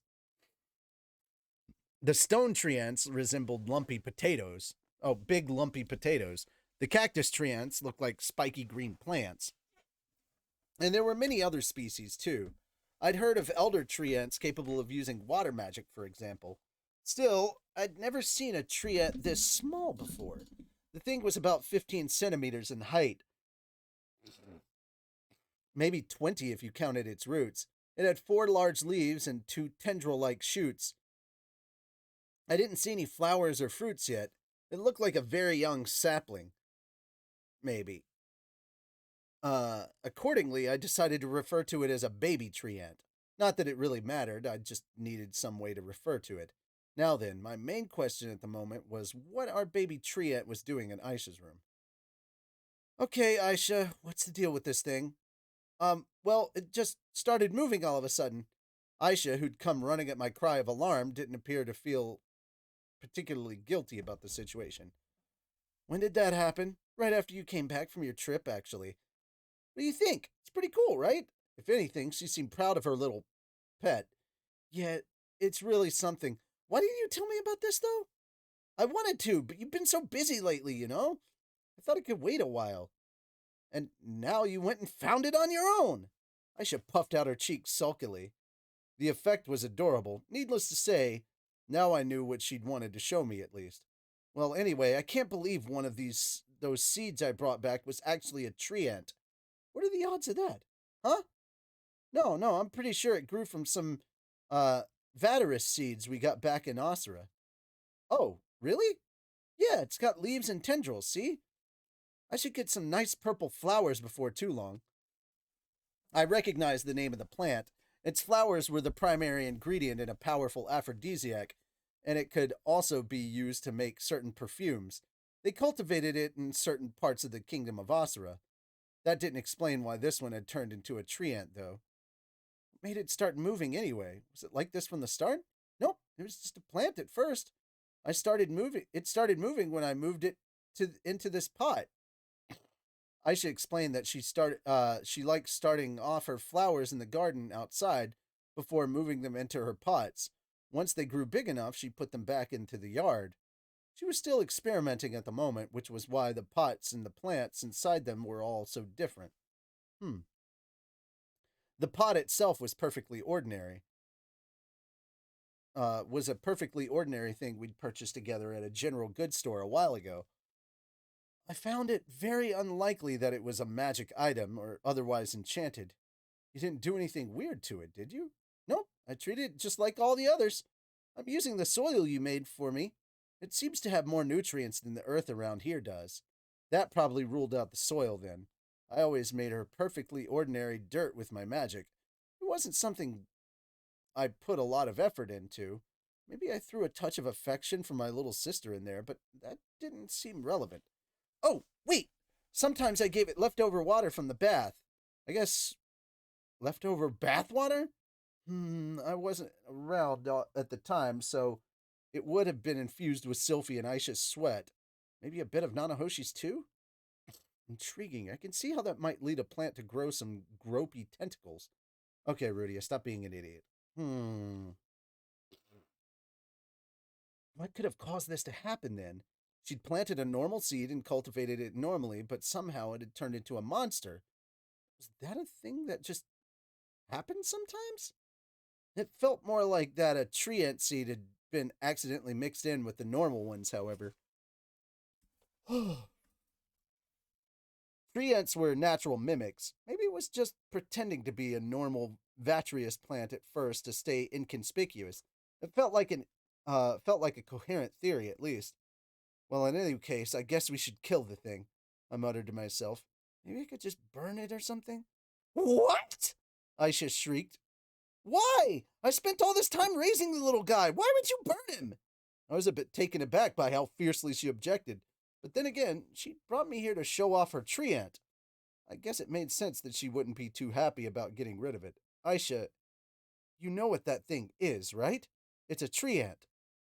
That's a kind of monster. Well, look how little it is. It's adorable. Yeah, but for the moment.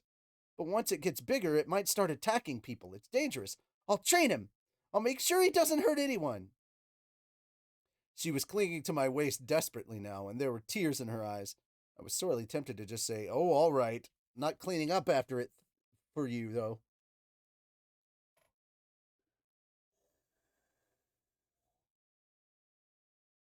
If any bathwater affected, it'd be his bathwater. Yeah, that's true.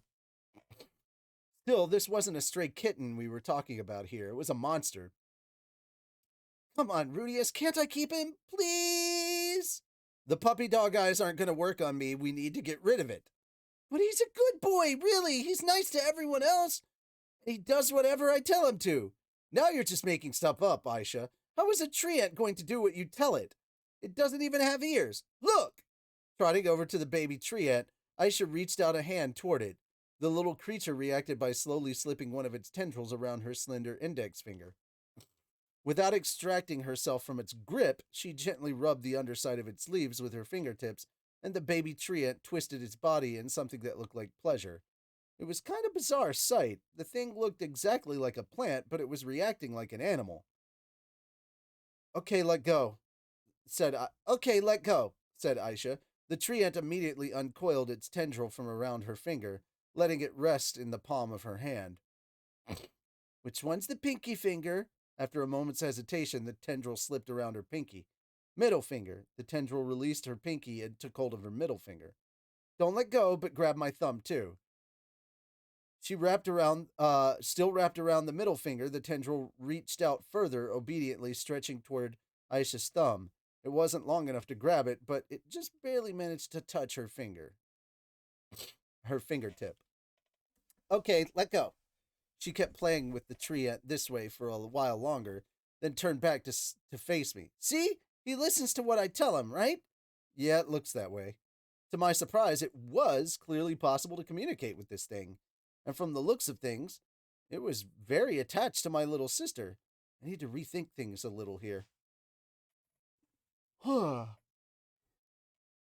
Tree ants were monsters, that was a fact. In my experience, they disguised themselves as trees or other plants, then launched vicious surprise attacks on any travelers who came by. Still, I knew there were some species of monsters out there that could be domesticated. Creatures like Dillo, our family pet, and the lizard I rode on the demon continent weren't usually thought of as monsters. People usually just called them beasts. But there was nothing that inherently separated them from monsters other than their temperament. This baby treant seemed tame enough, so maybe I didn't have to classify it as a monster. It honestly wasn't that threatening either. Dillo could sure do a lot more damage than this thing if it wanted to. That said, Dillo had been domesticated by a professional beast trainer. Look, I'm a little worried this thing might try to strangle you in your sleep, honestly. I think it should be fine, Rudius. Even full grown Vatrius plants only get about twice this big. Hmm. Okay, but if he hurts anyone ever, I'll do what you say. I promise. What if you get seriously injured the first time he attacks, though? Urgh. Aisha puffed out her cheeks sulkily at this, but then seemed to reconsider her strategy. Opening her eyes real wide, she laced her hands together in front of her chest and looked up at me with the most sweet and innocent expression. Please, Rudius, can't you give me a chance? Where the heck did she learn to plead like that? Not subtle, kid.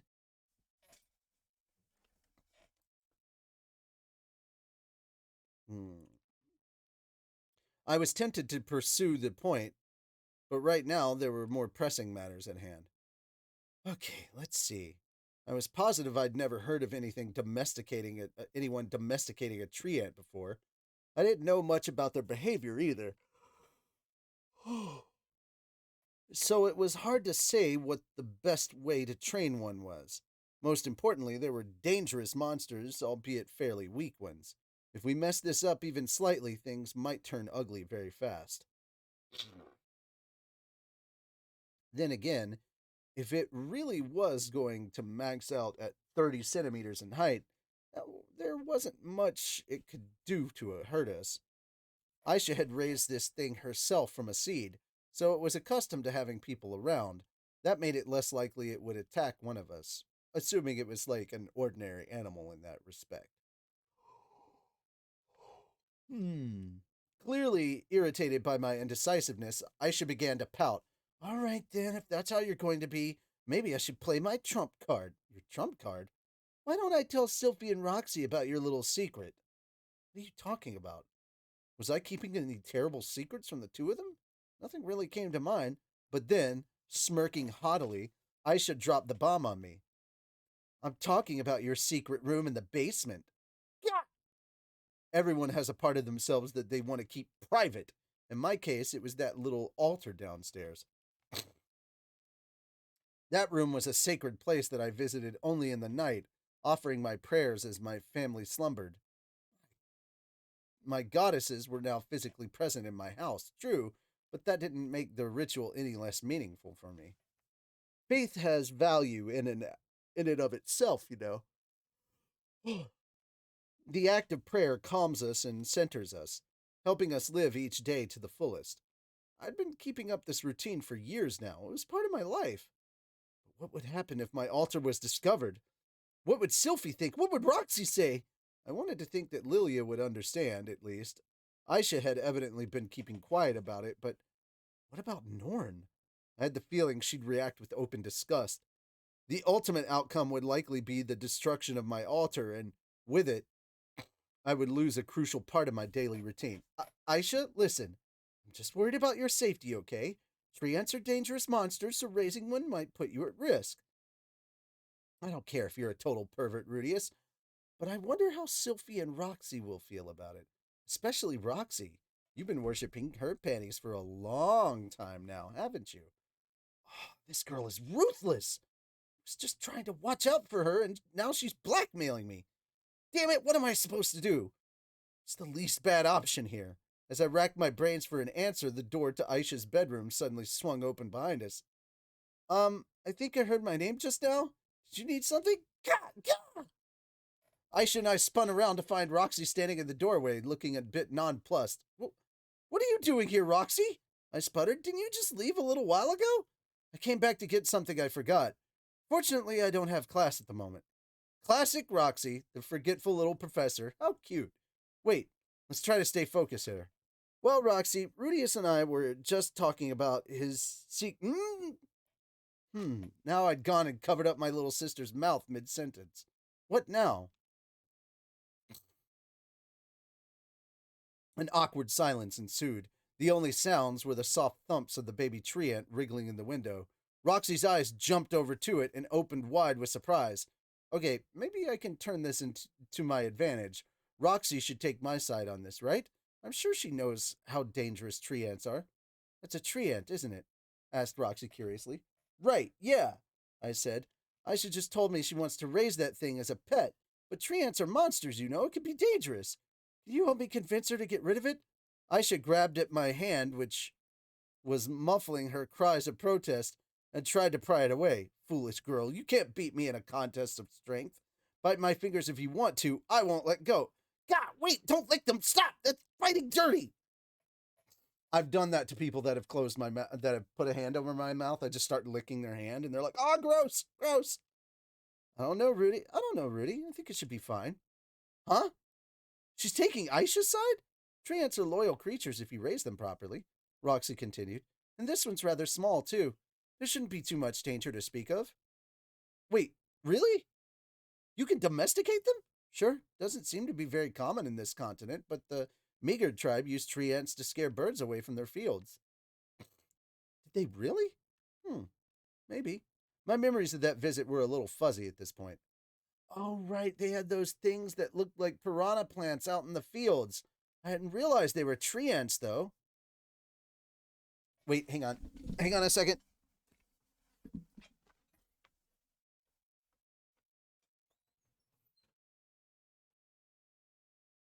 Toby. Come here, Toby. Come on. There's a good boy. There's a good boy. Get in. Get in. Good boy. Before he even started begging, making you think he wanted to go outside. Oh, I love him. Okay. Okay. Okay. Just, I know him. One look makes you think, oh, do you need to go out? No. No, he does not. No, he does not. He just wants. Okay. There you go. Okay. You know what you can do? You know what you can do? You know what you can do, buddy? You know what you can do? You can get up and lie down. Yeah. We're almost done, buddy. Stay. Stay. We're almost done. I'm like 2 pages away from ending, buddy. You're okay. In any case, it sounded like Aisha was right after all, so I released her from my clutches. Sorry, Aisha. Sounds like I was wrong one on this. You dippy little jerk. All right. She looked up at me dubiously for a moment, but eventually smiled in relief. That's okay, Rudius. You were just worried about me, right? Yeah, of course. You have to admit, raising a monster sounds like it could be dangerous. Okay, then. I guess I'll keep quiet after all. Thanks, Aisha. Remind me to buy you a nice meal one of these days. Will do! Spinning away from me, Aisha promptly ran over to Roxy and threw her arms around her. Thanks, big sis. I love you. You're welcome, I suppose? Roxy accepted the hug but looked just as perplexed as ever. From that day forth, Aisha's baby tree ant joined the household as our second pet. Naturally, I laid down some rules and conditions beforehand. First, and most importantly, if it ever hurt someone, we'd get rid of it immediately. Second, Aisha needed to thoroughly train it not to attack anyone. Third, she had to explain to everyone exactly what kind of plant it was. Fourth, she wasn't going to let it near any babies, just to be on the safe side. And so on and so forth. I delivered these rules to Aisha in the form of a strict lecture, but she nodded in agreement to every one of them without so much as a scowl. The girl kept her promises. Fortunately, so this would probably work out fine. Incidentally, I gave our little friend the name Bite, picking out a few letters from the words baby tree ant. Hopefully, it would, or beat, I guess you could say, B-Y-T, beat. Not gonna stick around for long. Spoilers. Have a nice stream, Richie. And oh, yay! I'll enjoy the manga. This ain't the manga, buddy. This is the light novel. But thank you for coming by, gamer. I appreciate it. All right. So hopefully he would develop into a trustworthy and helpful member of our family. I was already picturing him planted out in Aisha's fields defending my precious rice crops from predators. How the hell had the girl found my secret altar, though? Really had to keep an eye on these maids. Legends of the University number 4. The boss has tame monsters living in his house. Not wrong about that. And that is it for today, ladies and gentlemen. We have managed to get all the way to crap. Okay, look here, you. There we go. We've managed to get all the way to uh chapter 5, and I'm really really excited about that. So 119 pages in, 2020, 2020, 20, and 40. Okay, 40-second planks and 20 of everything else. I am here for that. So, really quickly, I want to wrap up the stream by saying thank you to everyone that came by. For the YouTube people, this is going to be the end of it. I'm going to cut the last set of exercises. No real reason to keep those in there for the YouTube side of things, but thank you so much to everybody that like donated channel points. I really appreciate it. To the bits that were donated, holy crap.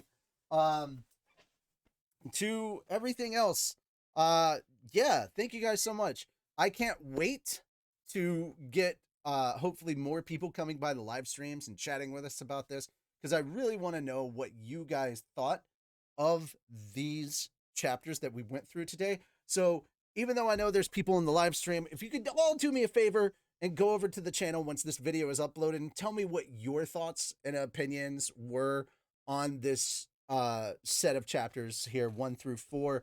I'm really curious to hear everybody's thoughts on the prosthetic hand that they made, because that's pretty dope. And yeah, let me know what all you thought. Just remember, the more comments we get on there, the better these do. The other thing that is good is I will be able to, by the end of this month, actually change the URL for the channel to actually Fat Dog Light Novels. So instead of like the random string of letters, it's just the channel has to exist for more than 30 days. We've already met the criteria for the amount of videos, the amount of time in each of those videos, and I think the amount of subscribers and the amount of time watched. So we've already surpassed all that stuff. We just have to wait for your channel has to have been up for 30 days. So that's where we're at on that. Good times. To everybody that's already subscribed on YouTube, thank you so much. To those of you that have followed or subscribed here on our Twitch channel, we really, really appreciate it. I will see you guys tomorrow, in case you don't already know, Saturday afternoons at 2 p.m. Central Time, so about 2 hours earlier than when this show usually goes live. I will be doing Anime Church. Apparently everybody just thinks that Anime Church is a good name, so Anime Church it is. It's literally just a show where I talk about some of the news, give my thoughts and opinions, hear your opinions. It is a live show. It is over on the main Fat Dog channel, so come by and check it out. Yeah, that's basically it for now. I would love to get your thoughts on the episodes that have come out through the week and what stuff you're into, and some basic news stuff that maybe you know about that I hadn't heard of. Love when that stuff gets brought up and you can explain stuff to me and I can read it and we can have a discussion on it. But also if I bring stuff up to you that maybe you haven't heard about, and we can chat about it as well. That having been said, thank you so much to all of you on YouTube, and I'll see you later. And as for all of you on Twitch, I'm about to get my exercises on. All right. Bye, YouTube.